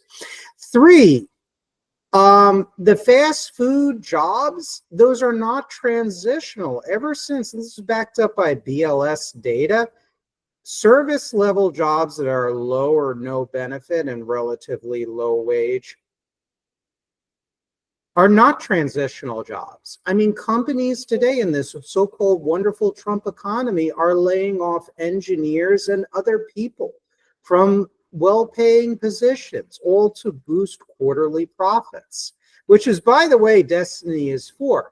He is a staunch supporter of stock buybacks, and I got a problem with that. That distorts capitalism, as we talked about on this program. So that's my takedown of that view. It's a very callous position. Now, after the assassination of United Healthcare CEO Brian Thompson, Destiny, was coming out with these posts on X. He had another one. Americans want literally everything and then cry when all of it isn't provided for free. It sounds like he was denied a medical trial to do a double lung transplant, which isn't even part of the ordinary ways to treat stage 4 lung cancer. Sometimes people get sick and die. It sucks, but there's not always a greedy capitalist to blame it. And this problem, and I've talked with some streamers privately about this offline, this gives a very bad look, number one, to the advocates of capitalism. And you and I are very strong supporters of capitalism. Number one. Number two, this should not be one of the mouthpieces or representatives of the Democratic Party. He has plenty of MAGA people to go to where that rhetoric would be more welcome. And number three, it's bad economics too as well. Because I don't want to say bad economics, let me rephrase. Number one, that's not a reading of the American people. I work in a library. I'm 51 years old. I come in contact with a lot of people. I have a 20-year-old daughter at the Savannah College of Art and Design. And believe me, these people don't want things for free. They want to graduate. They want to be able to pay off their college debt if they have it. They want to have a job where they're self-supporting, where they could live a decent life, not a millionaire or billionaire per se, because I don't believe in perfect economic equality. All societies have inequality, and I argue for what I view as a quote healthy inequality, which might be a debate for another time. So I think this is my core issue with Destiny. I hate those positions. They're cruel, they're callous, they're politically not appropriate for a social democrat, let alone a Democrat, a capital D. And look, he's a very bright guy. He's a good communicator, although he's kind of like a version of Ben Shapiro that talks a mile a minute. But he's a bright guy. He's a good communicator. He's done well for himself. He has de-radicalized people, which is kind of surprising with rhetoric like this. That makes radicals actual radicals. And I know radicals. First, I've talked with actual radical anti-capitalists, and they don't like this rhetoric. It's that this type of rhetoric, as well as the policies behind this rhetoric, that actually radicalize them. So I know I might sound harsh, but this is a guy that there's just something about him, unfortunately, even though him and I agree on a lot of issues and whatnot, on social issues I'm more on the center on, but I got a huge problem with this. And I don't know if you've dealt with him before. Have you talked with him offline and online? No, I've never had a conversation with Destiny. I know a lot of people who know Destiny, like I've let two orders of separation, I guess, but no, I've never spoken with him. He doesn't know who I am. What is behind his rhetoric like that? What do you think? I mean, you probably have watched debates of his, and what is really behind it? Is it opportunism? I mean, even Connor said something very interesting on the stream where he said, look, he has done very well for himself. And I think because he's done well for himself over the years, what I interpret and conclude from Connor's comment is that I think he's kind of forgotten what it was like. Because Destiny, I will put a dose of empathy into my comments here. He did have a hard life. He did not have it easy. And that is biographical fact and publicly available knowledge. And, I think sometimes when you have wealth, power, and access, you can have two reactions. You can either, like my brother David, for example, who owns the family business and is done super, super well financially, economically, and all the rest of it. But he doesn't forget his roots. He doesn't forget the people that helped bring him to the dance. And then you have people like Destiny, when you read comments like that, it's like he has forgotten his roots. He has forgotten, the forgotten people. He was treated horribly, I think, as a child and whatnot. And he, had to do a lot of odd jobs and low wage jobs to really push through. He was very good at gaming. And then he started out as a free market libertarian and moderated his views. So as he, looked at the world, he started to moderate into a sort of hybrid of neoliberal free market libertarian and social democrat. And, but I think he has also forgotten his roots too as well. Now, some people have argued, even as allies, that the guy is a sociopath. Yeah, those comments are kind of sociopathic, but I'm not a psychiatrist or a psychologist. But yeah, those comments do have the ring of a lack of empathy. What is your take? I mean, what is your readout? Am I being unreasonable here? No, I think you can, there's something called the halo effect, basically, that when people get good at one thing, it makes them feel like they're good at everything. And so, and to a degree, followers tend to do the same thing. So if you're successful or, you've become successful at something, then people are going to listen to the advice that you give on a whole host of topics, right? Well, I think it's why Rogan can have opinions about, about vaccines when clearly he doesn't have that kind of expertise. But people look at him as generally successful, and so any opinion that he has is going to have sort of an influence on people. But as far as the opportunism, there was one time I had Destiny on the laptop, and I was just listening as I was doing other stuff. And this was back when he was having drama with another woman that he had slept with, and then was reacting badly to things at that time.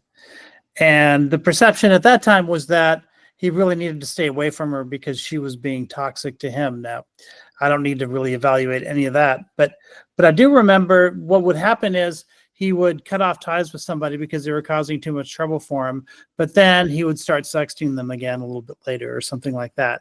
and they would be sort of reengaging. And at one point, his wife at the time, Melina, said, I told you not to start things up with her again because, you know, look what's happening. Like, she's crashing out again.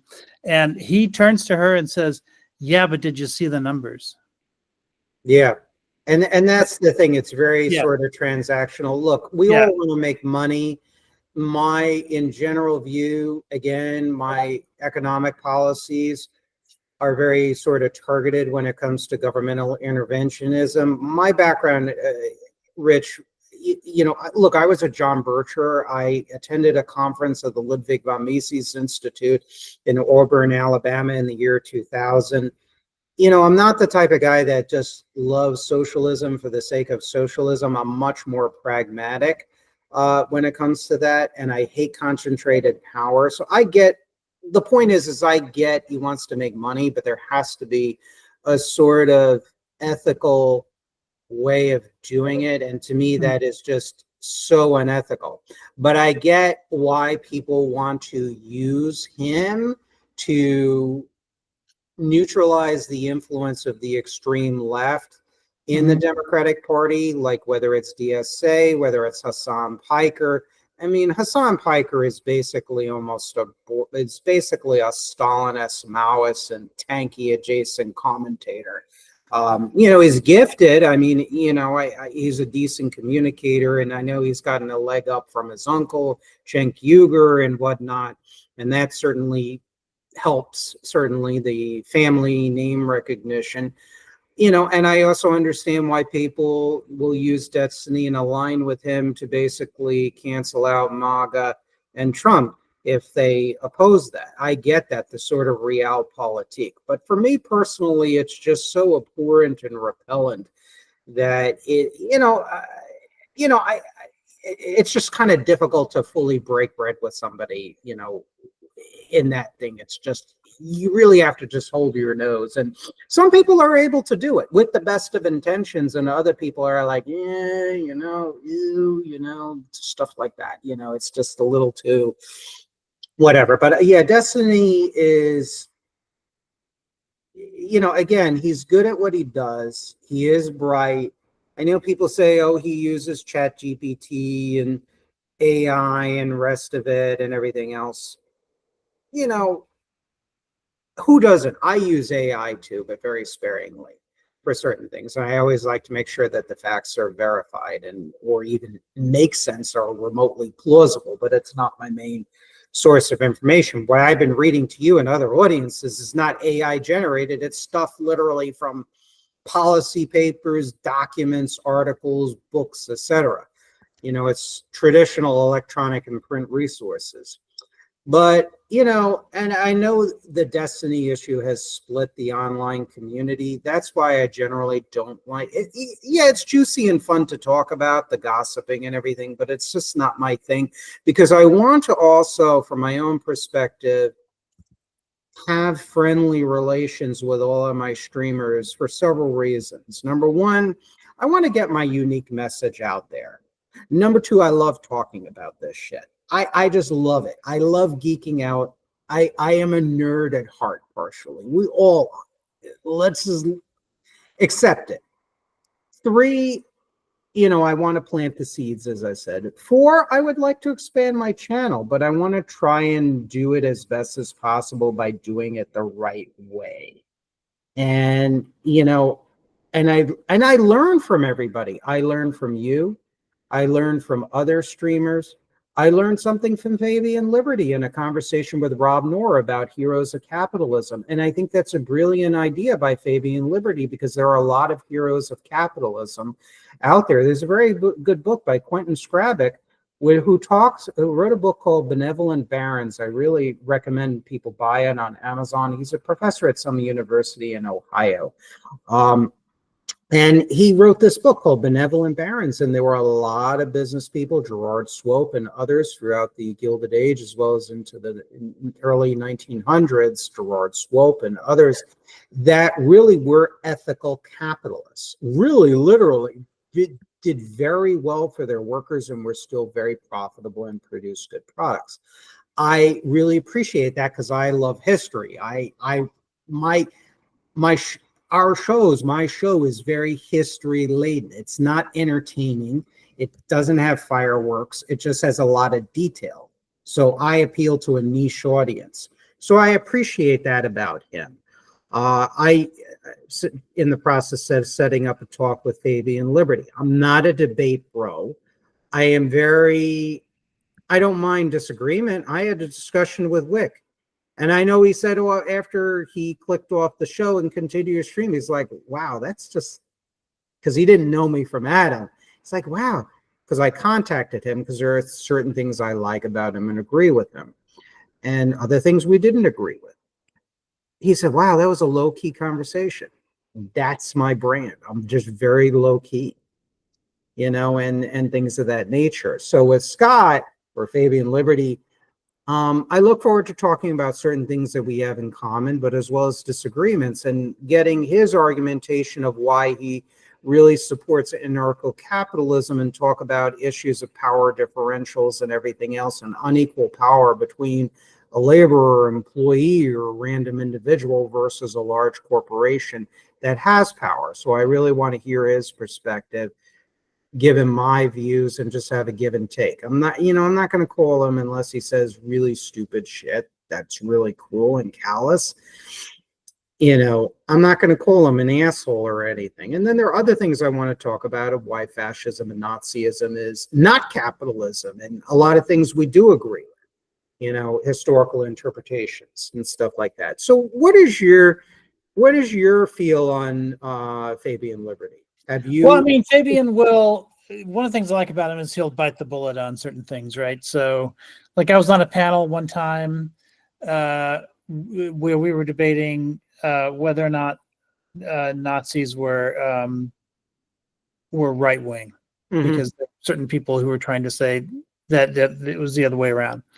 And he said, look, he conceded that Nazis were conservative because they had conservative social views and things like that. He was trying to say that they were left-wing in the sense that they believed in, sort of government power, and certainly they did believe in government power. And so, he would say that conservatives sort of don't believe in government power, which is not something that certainly in the 18th and 19th centuries, it was conservatives who were supporting monarchies over democracy. So I'm not sure that that's exactly accurate. But the other people on the panel, I can't remember how many were on that panel, who wanted to say that no, Nazis were actual liberals or something like that. He wasn't trying to make that argument. He was making a very specific argument, and he wasn't willing to support something that is clearly untrue because it supports his position.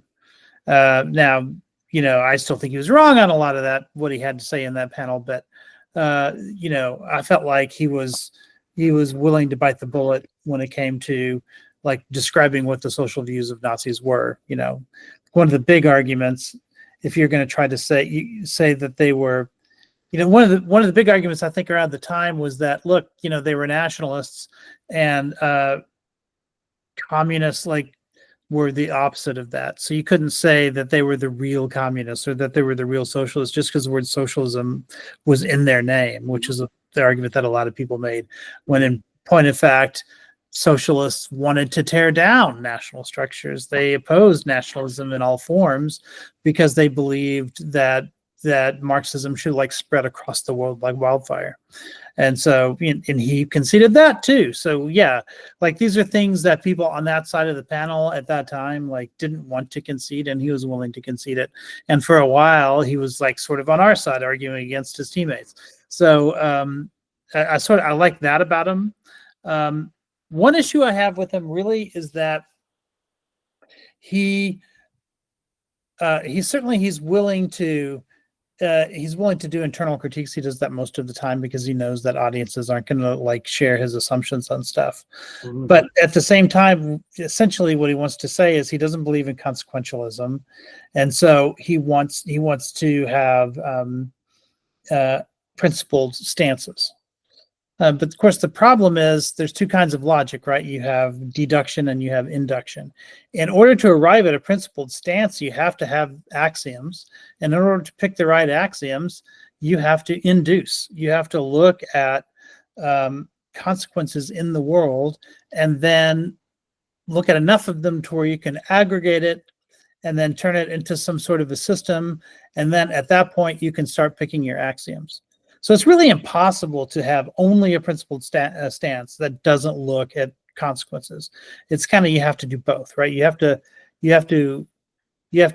establish your axioms by looking at consequences, and then you have to interpret your consequences by looking at the frame of your axioms. You have to do both, and you have to be willing to change both at any given moment, right? If the data changes in terms of what the consequences are, then maybe it means your axioms are wrong. Or if the benefits that you're getting from something contradicts, goes against your principles, then maybe you have to forego those benefits. Like, those are both things that you have to do. Right. Exactly. What I don't understand about Scott is, like, what does it take for him to question his axioms? It seems like he believes them, they're rock solid, and then wherever those axioms take him is where he's going to go, to the point where he's willing to say, and he said this on more than one occasion, that he would not steal a penny to save the world. Yeah. Which, well, a lot of that is also that type of libertarianism where it's really, they argue, like Ayn Rand, for example, and I know there's a lot of internecine fighting. Some libertarians don't like Ayn Rand and all the rest of it, blah, blah, blah. But she hated libertarians, yeah. Altruism is frowned by most libertarians, generally speaking. So that doesn't surprise me from his ideological viewpoint. Now, he is a consequentialist when he talks about the negative effects of socialism. And to libertarians, socialism is a very wide-ranging definition. Well, to be clear, he'll tell you that he doesn't care about the consequences, really. He's only pointing them out as an internal critique to appeal to people who do care about consequences. Right. And there are negative consequences on unchecked capitalism, too. Sure. I think people like that, I suspect, and I don't want to put words in his mouth, they'll look at the negative consequences of socialism and all the rest of it. But when it comes to capitalism, they'll say, well, that's because big government is distorting capitalism.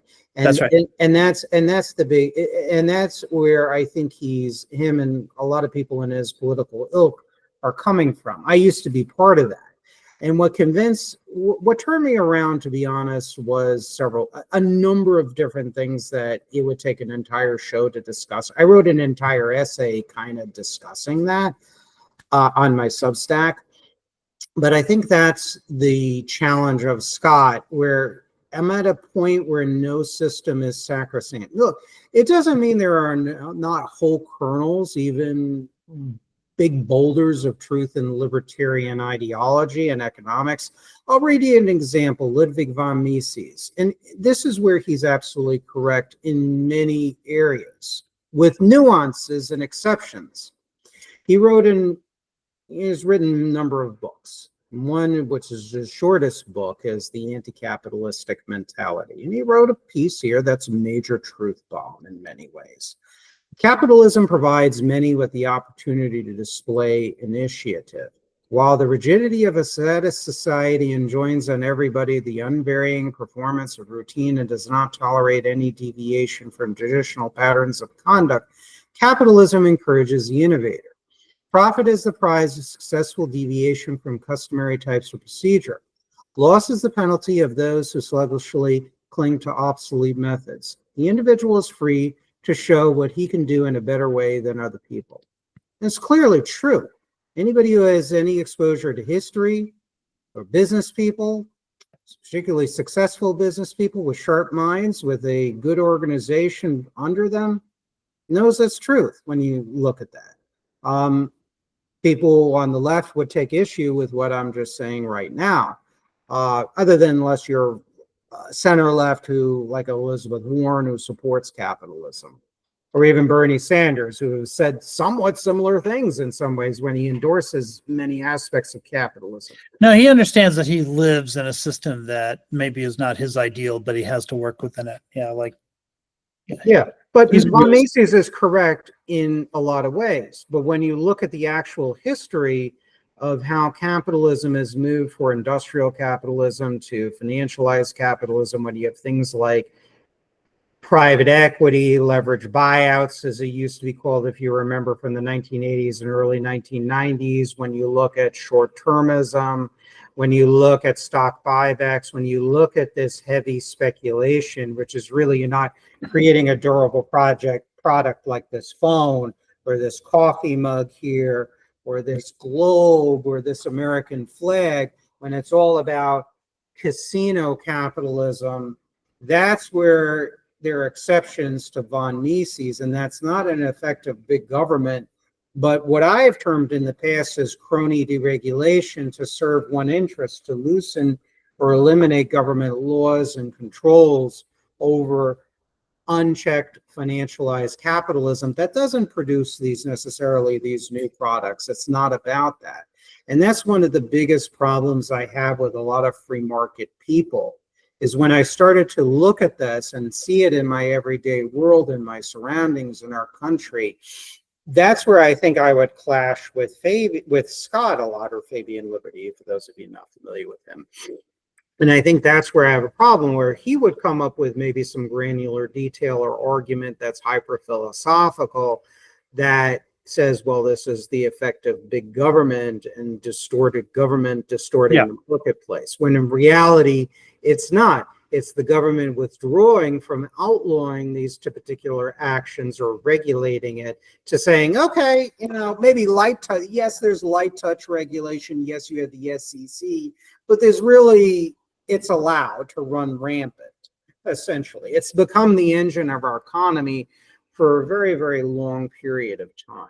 So I think that's one of the areas that I would clash with them on. The other area is, of course, the need for countervailing power, unions, for example, which to me, libertarians should support because it's not a government agency per se. These are instruments in civil society that keeps each other in check. Just like unions shouldn't overpower unnecessarily the business person, it shouldn't be the reverse either. And that's why I'm such a big fan of unions. I would rather have unions at the shop level or the economic sector rather than a government just doing blanket regulations, particularly. That's what they do apparently in Denmark. That's why some of those countries in the Nordic countries, I think, don't even have a minimum wage. Why? Because they have such strong unions. It renders those laws and regulations superfluous. Another issue I think I would have Scott with is also, which is one of probably the biggest thing that disillusioned me with libertarian free trade, is also the national security implications of trade with China, with Russia, with the Soviets, with the Nazis, that somehow they would democratize these countries and give the fruits of capitalism to the people. But what totalitarian states do is study the weaknesses of capitalism and the greed and sociopathy within the elements of the business community, many elements, and they weaponize that to destroy capitalism, to build up their military, to basically turn their investments against them. Ironically, the old selling the rope to hang capitalism, as Lenin was supposedly reputedly stated to Karl Roddick.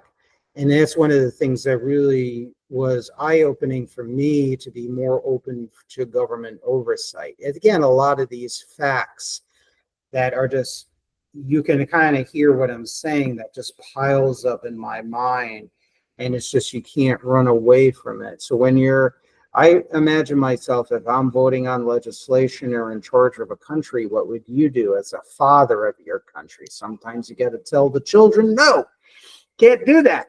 It's not good for you. It's going to make you sick. It's going to poison you. So that's how I kind of look at that. Sure. I don't know how he would react to these arguments. He might get pissed and passionate. I don't know really what sets him off, but I don't want to not have disagreements with him, but I also don't want to have I'm not a debate bro. I'm going to be flat out. I'm not quick on my feet because in the sense might give counter arguments. It's like then afterwards, I think, oh my God, I'm listening to it. And I forgot to mention that. And I forgot to call that person out on that point and stuff like that. And that's why I don't generally like heated debates, if you will, because of that. I'm being honest with the viewers here and with you. That's my thing. So I don't mind the disagreement, the back and forth, but hopefully it will be a productive discussion because I want people to disagree with me because I do like the mental massage and the stimulation, to be quite frank with you. And I learn new perspectives too. Sure. Yeah. Yeah. No, that makes, I'm kind of the same way. Like, I feel like when things get heated, people stop listening to each other. And at that point, it's not a debate. It becomes polemics, right? Yeah. Yeah. What do you think of your experiences with Connor at Counterpoints? I haven't dealt with him a lot. I've spoken to him a few times. I think he's quick. I think that's one thing you can certainly say about him. He comes up with responses very quickly. I think they're often very clever and entertaining. I think that's probably why he's building an audience. I've watched his journey going from, being a conservative to being someone who could still call himself credibly conservative, but just can't back the current administration and what it's doing. He's kind of a never Trumper. And at this point, I don't know how conservative he is. Certainly he's conservative on social issues, which I think is one of the reasons why people want to see him clash more with Destiny on stuff. But yeah, I mean, I think he loses his temper a little too much. And I think that's kind of can cause issues, can cause problems with his streaming career in the future. And I think probably has hindered his growth over time. I think he needs to be able to consider things that are like points of view that are radically different from his without sort of like losing his temper on that. And particularly if it's something where he thinks families or children might be in danger or something, it causes them to just fly off the handle. And what his audience needs him to do is respond to these positions and say why they're wrong, not just, lose his shit over it. But, that's not a unique issue to have. I think a lot of streamers have that issue. It's something you just kind of have to deal with.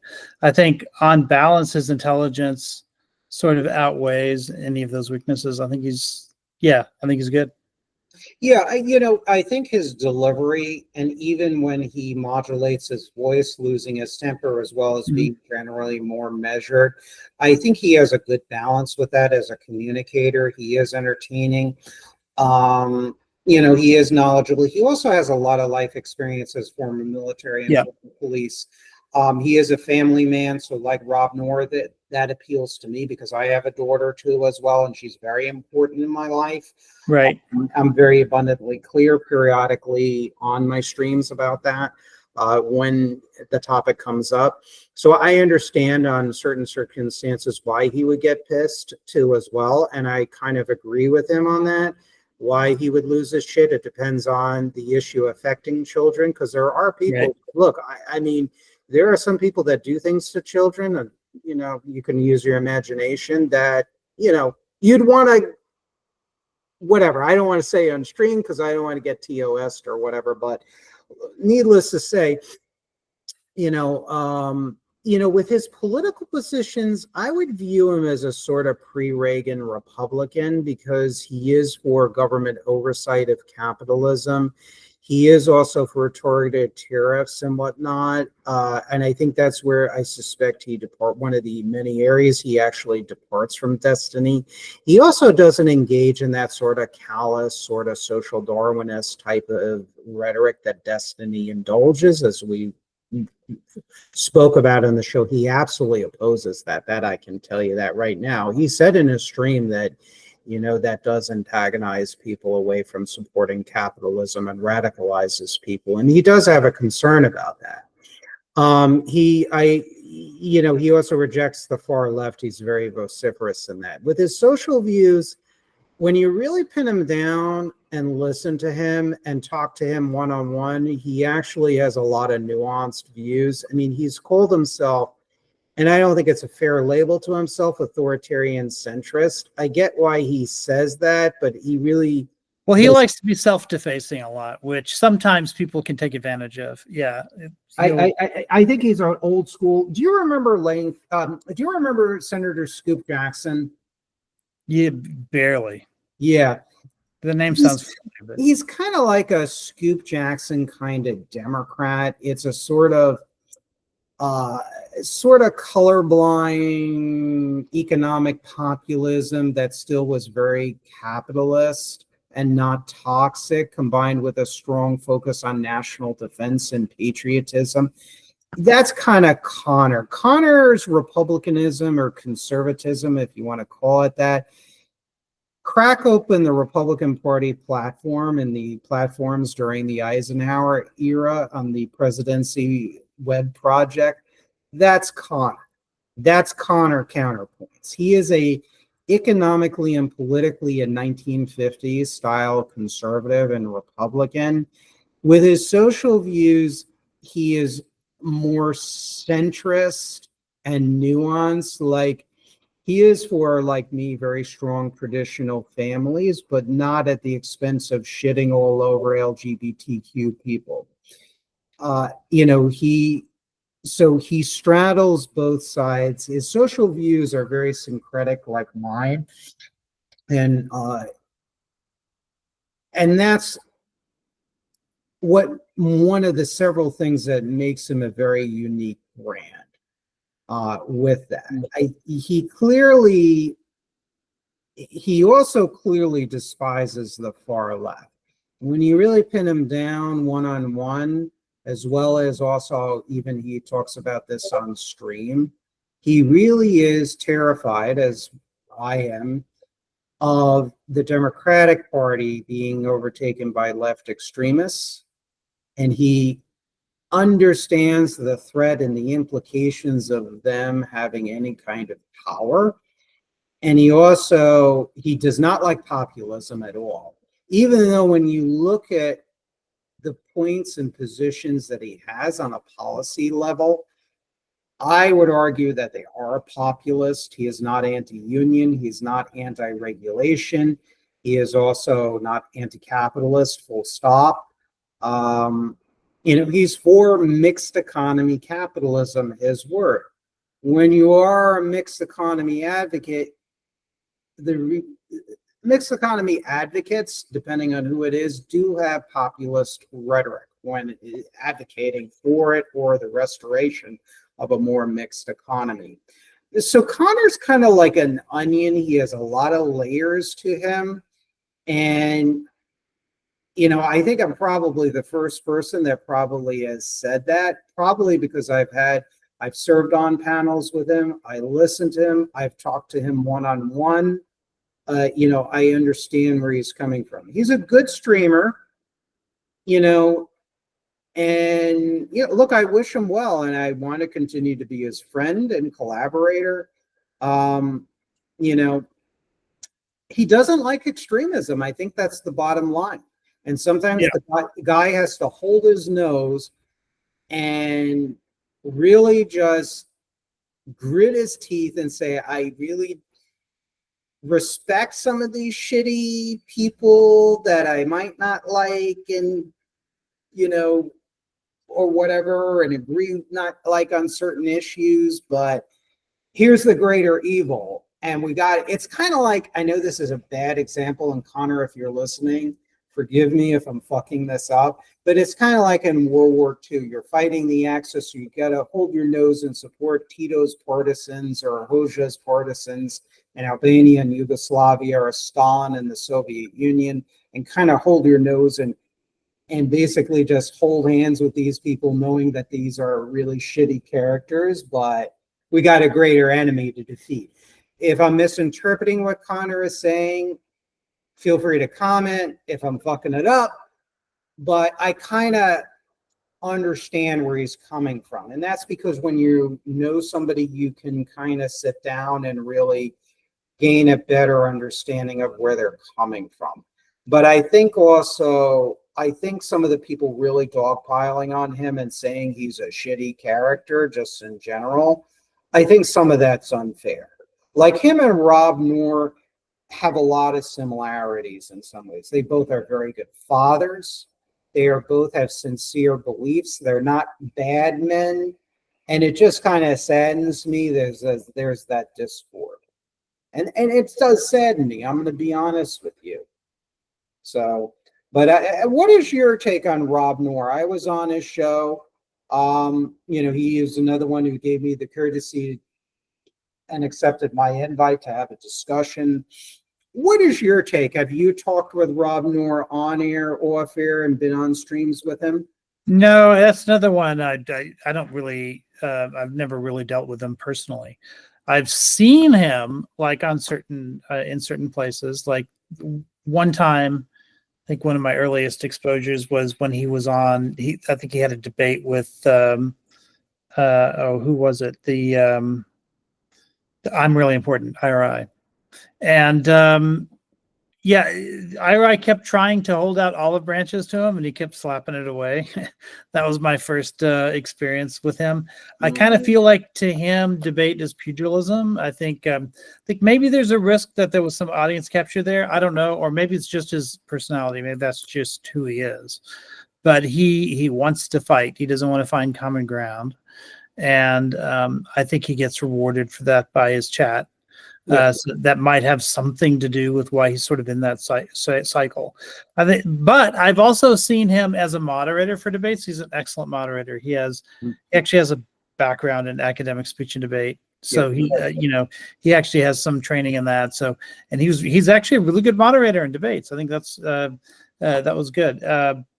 But when he's like advocating for things, now I'll give him credit for something else, is he won't support Trump every single time. There are times when Trump does something that he doesn't agree with, right? Or that he thinks is sort of, is hypocritical, because, he supported Trump because he supported certain things. So that when Trump sort of violates that in one way or another, then he'll agree to pointing that out. Although I don't think I've ever seen him do it without also then following it up with, but Democrats are worse or something. Like he can't just like leave it at criticism of the topic at hand. So I do think that he's genuine. I don't think he's fake. I think he believes all the things he says he believes. So, I don't think he's bad faith in that sense, in the sense that he's not like honest about what he believes. But I think he can be bad faith in the sense of when someone wants to try to establish common grounds with them, he's not going to give them like the courtessy of that. Yeah, I actually did establish on certain areas common ground with him on a show, actually. And, because I served on a panel with him on nationalism and populism and whatnot. And the debate really kind of went off the rails. It was on the hippie, or it may have been the hippy dippy. Well, hippy dippy's looking for that, so I can excuse that if you're on that. Yeah. So I was on there once, and I wanted to get into a more of a granular discussion with him, and then we finally connected. And there were things we disagreed on, but there was even one in his audience that called me a quill pill, which I kind of laughed at. But most of the people liked what I had to say. They maybe disagreed with me on policy issues, but I genuinely like the guy. I mean, I even talked about, Brianna Wu Connor and stuff like that. We agreed to disagree, because what I like about Brianna Wu and appreciate is she's standing against the extremes of the left without going full right-wing, sort of ultra neoliberal corporate, type of thing. And, and I met her, and, she's very nice. I met her husband and whatnot in person. I mean, they seem cool. I mean, look, I'm sure a lot of these people are political climbers and stuff like that. They're doing what they're doing and whatnot. But Rob Noor strikes me as a very genuine guy. I will tell you, the fact he's a good dad, and he talks about some of the things he does with his kid, and you just see how his face lights up. But also the career that he has, right? Like he takes care. I think he still does this. Takes care of older people. Yes, in a nursing home with various mental and physical challenges. I think that's a noble profession. Yeah. Yeah, it is. I don't know if he's doing that anymore because I think now he's doing full-time streaming. But just Could be, yeah. to see how his face lights up about his family, and I really love that. That resonates with me. Right. I know I'm excited when I see my daughter, her name is Emily, for dinner when she's home from college, and I pester her and I'm very aggressive about it. Right. It just makes me excited as a dad. I get to see her and be so proud of her, that hear her how mature she is and bright, and how she's doing the Disney college program and these other different unpaid internships or jobs that get her experience. And you see a kid develop. It's just people like Connor and Rob, with their loyalty and love for their family and their kids, that really resonates big time. And before I got married, and I haven't been married in years and years, but when you have a kid of your own, and I was never a kid person, I wasn't the type of person that hated kids, but I just never really into them. When you have your own, hopefully at least for me, it puts a whole new perspective on you. And that that is something actually I'm kind of passionate about, actually, the more I just unwrap that part of my personal life. So I think with Rob, it's like you really want to like him in that way, in that sense. Yes, he's a tough debater. I've seen his shows. He will call out Trump where Trump really screws up. Yep. I have heard that, and I respect that about Rob. Right. I also had a discussion with Dylan Burns. I served on a panel with him, and he wrote me after the panel. It had to be at least 2 years ago. He was like, kind of cool. It's nice to meet you. I eventually connected with him with the conversation on Ukraine. And afterwards he said, wowza, he said, and then he said, yeah, that was an okay conversation. Like, he was cool. He was a little evasive, but I'm thinking he was trying to pull my leg and it just went over my head, kind of joke. Maybe that's his style. I asked him what his political background or ideology was, and he came back with the remark that he is upright politically or something. And then there was one other thing that I didn't know whether to be put off by it, because I didn't expect it, because I'm more like, tell me your show, where can I find your work, hope to see you again. So I don't know. I mean, I admire his commitment to the cause of Ukrainian independence. And I appreciated the conversation, because not every streamer is available or writer is available, or they want to be available for a small streamer like myself or you. But what is your take on Dylan Burns? And he's a good communicator too. Yeah. Like, I mean, one of the things that, again, he's somebody, I have been on panels with him before, but I don't think he remembers me or knows who I am or anything. But I do think that he had a very successful streaming career up until the Ukraine war. Mm-hmm. And then he very consciously, I think he understood that he was giving that up to go do what he does, which is to stream from Ukraine and to report. And he lost a lot of money doing that because he wasn't doing hippy dippy anymore. And I think he understood that that was the case. Now, I think his numbers have come back up because he's been doing this long enough to where he has a whole new sort of audience now than what he had before. But it takes years to build up an audience, as you know. And his numbers are back up. So I don't think it's the kind of sacrifice that it was at the time, but still it was a sacrifice. And near as I can tell, I don't have any evidence to the contrary, he did that because of his passion for how he felt about the war and for no other reason. I don't think he thought that he was going to make more money off of this or that it was a grift or something like that. And so I have a lot of respect for that. The fact that he upended his life, he sort of picked himself up and went to the other side of the planet, put his life at risk, and he's had a couple of close calls. Yes. And also deals with the discomfort of being where he is and everything else. So I have to respect that above just about anything else. Now I know there were a couple of times when he's done something I know that he there's another streamer, Prime Kai's, and he sort of jumped on the bandwagon on what turns out to have been an unsupported allegation. And I think once he realized that he'd made a mistake, he apologized for it and actually, did what he could to correct it, I think. But, that was probably not his finest moment when he did that initially. But I think for the most part, I have a lot of respect for him. I think what he does makes a tangible difference in the war effort. And I myself think that Ukraine is a very important issue. Mhm. I mostly have positive things to say about him, although I can't say that I've watched his streams all that much. Yeah, whenever I watch his streams, and he covers other topics as well. He's one of the many best people on covering Ukraine. I think he has a good understanding of the threat of Russia. Mhm.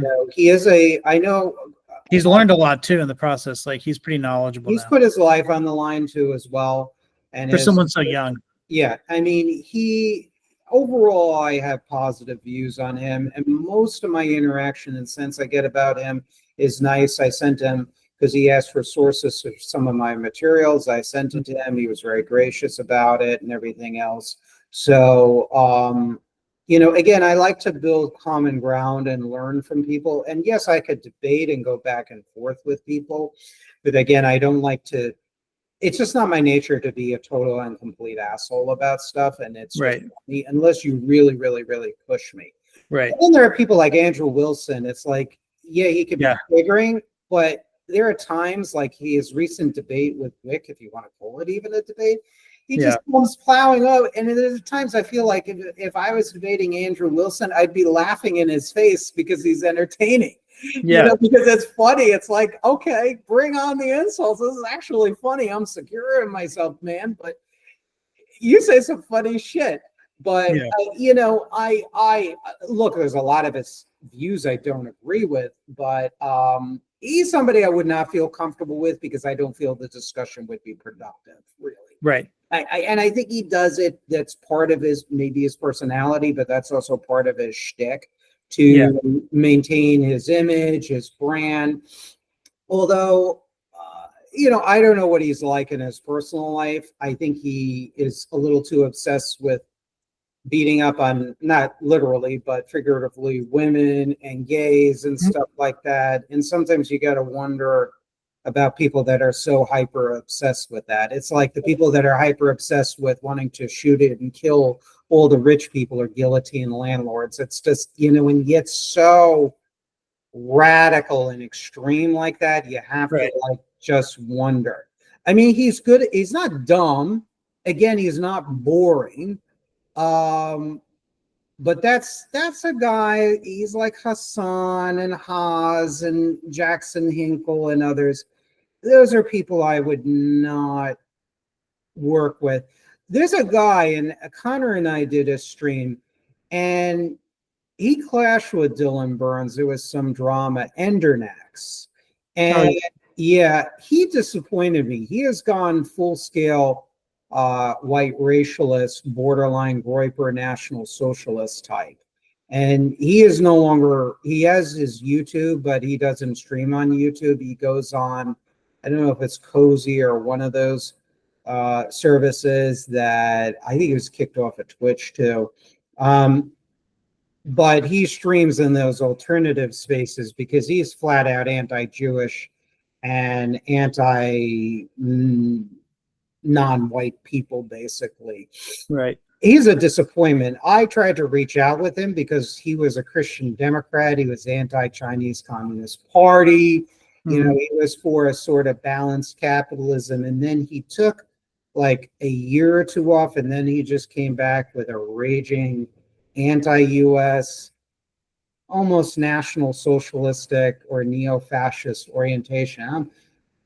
Some of us like Connor and like, what the fuck happened? So I don't know if you dealt with Endernax. Were you surprised or aware of his transition? I don't know much about him. I've just heard his name every once in a while. That's about it. Okay. Now, of course, by the way, I do have a hard out at 6, so I've got about 5 minutes. Okay. So anyways, and of course I stream with, with your friend and colleague, Jackinator. Yeah. He is one of the several leftists. I mean, he calls himself a communist, but he's really a pragmatist when you pin him to a wall, it seems. Yeah. But one of the many things I respect about Jackinator is he is not a hypocrite, at least in his ideology. He is anti-authoritarian. He's anti-totalitarian. He also has a lot of life experience. He's met some of these tanky personalities face to face, and even some of the more hardcore free market libertarian types. I mean, he's talked about it on the stream with me, like Richard and Ania. So I like him. He's got the life experience. He's also a family man. Him and I, and you and I, are opposite at the spectrum to some degree with him. Right. But I could tell he's in it for the right reasons. I like Jackinator. He's one of the couple of leftists that I want to continue to cooperate with and converse with. I learned he's anti-Hamas. I don't think he's a fan of Fatah PLO, but he also has educated me on some of the more extreme elements of Zionism that really pissed me off about Israel, to the point where we can do another show on Israel. But I know he has his responsibilities, but I wish he would become more full-time, because he definitely has a lot to contribute. And he's the type of left communist, so-called, that I can really respect and cooperate with and vibe with. So, Yeah, I mean, I think you could even call him at this point close to a sock dem, at least in terms of pragmatically who he would support, even if that's not necessarily like where he wants to land ultimately. I think he thinks communism is the way to go, but of course, the sticking point is how you get there. And that's what he realizes. And I think he realizes the human costs involved. And I think he tries to navigate these waters. And maybe that makes him similar to me, where I'm trying on the opposite end to navigate my project. And he looks at the nuances just like you look at the nuances, and I do. Rich, where can people find your social media presence, your videos, debates, and... Oh, I guess I'm on Blue Sky, I guess would be the best place to find me. And I'm on Twitter as well, but it's kind of in the process. It's going to take a couple of years, I think, for the transition to complete on that. But it's iCowRich, ICOWRICH. I don't really stream or anything, although that might change at some point in the future. Yeah. Awesome. And people can find you on roundtables. They can probably search under iCowRich, where you serve on debate. On Twitch. Right. I'm on Prime Kaiser's panels sometimes, and on a few others. Just depends on who asks, Okay, great. Well, thank you so much for the conversation, Rich. I know this is a lot longer than we both anticipated. That's fine. I hope to have you on future shows. Maybe eventually, Jackinator, you and I, we could resurrect the platforms and do more of these group events and group conversations. Sure. Yeah, that'd be great. Awesome. Well, thank you so much, Rich. Again, take care. Sure. Be well and be safe. All right. See you later. Bye. Take care. Bye-bye.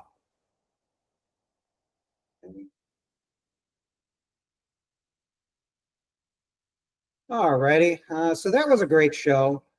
Having a lot of great shows lately, a lot of great guests, a lot of lengthy conversations. We're having more in the pipeline, working with Fabian Liberty. We can hopefully nail down a show time and date where we can have a detailed conversation and kind of a low-key debate without the theatrics. So looking forward to that, looking forward to learning new things from different guests, new perspectives, and developing a community and getting my ideas of radical civic nationalism out there. Thank you all for joining us. Take care, be good, be safe, and be well to each other. Bye-bye.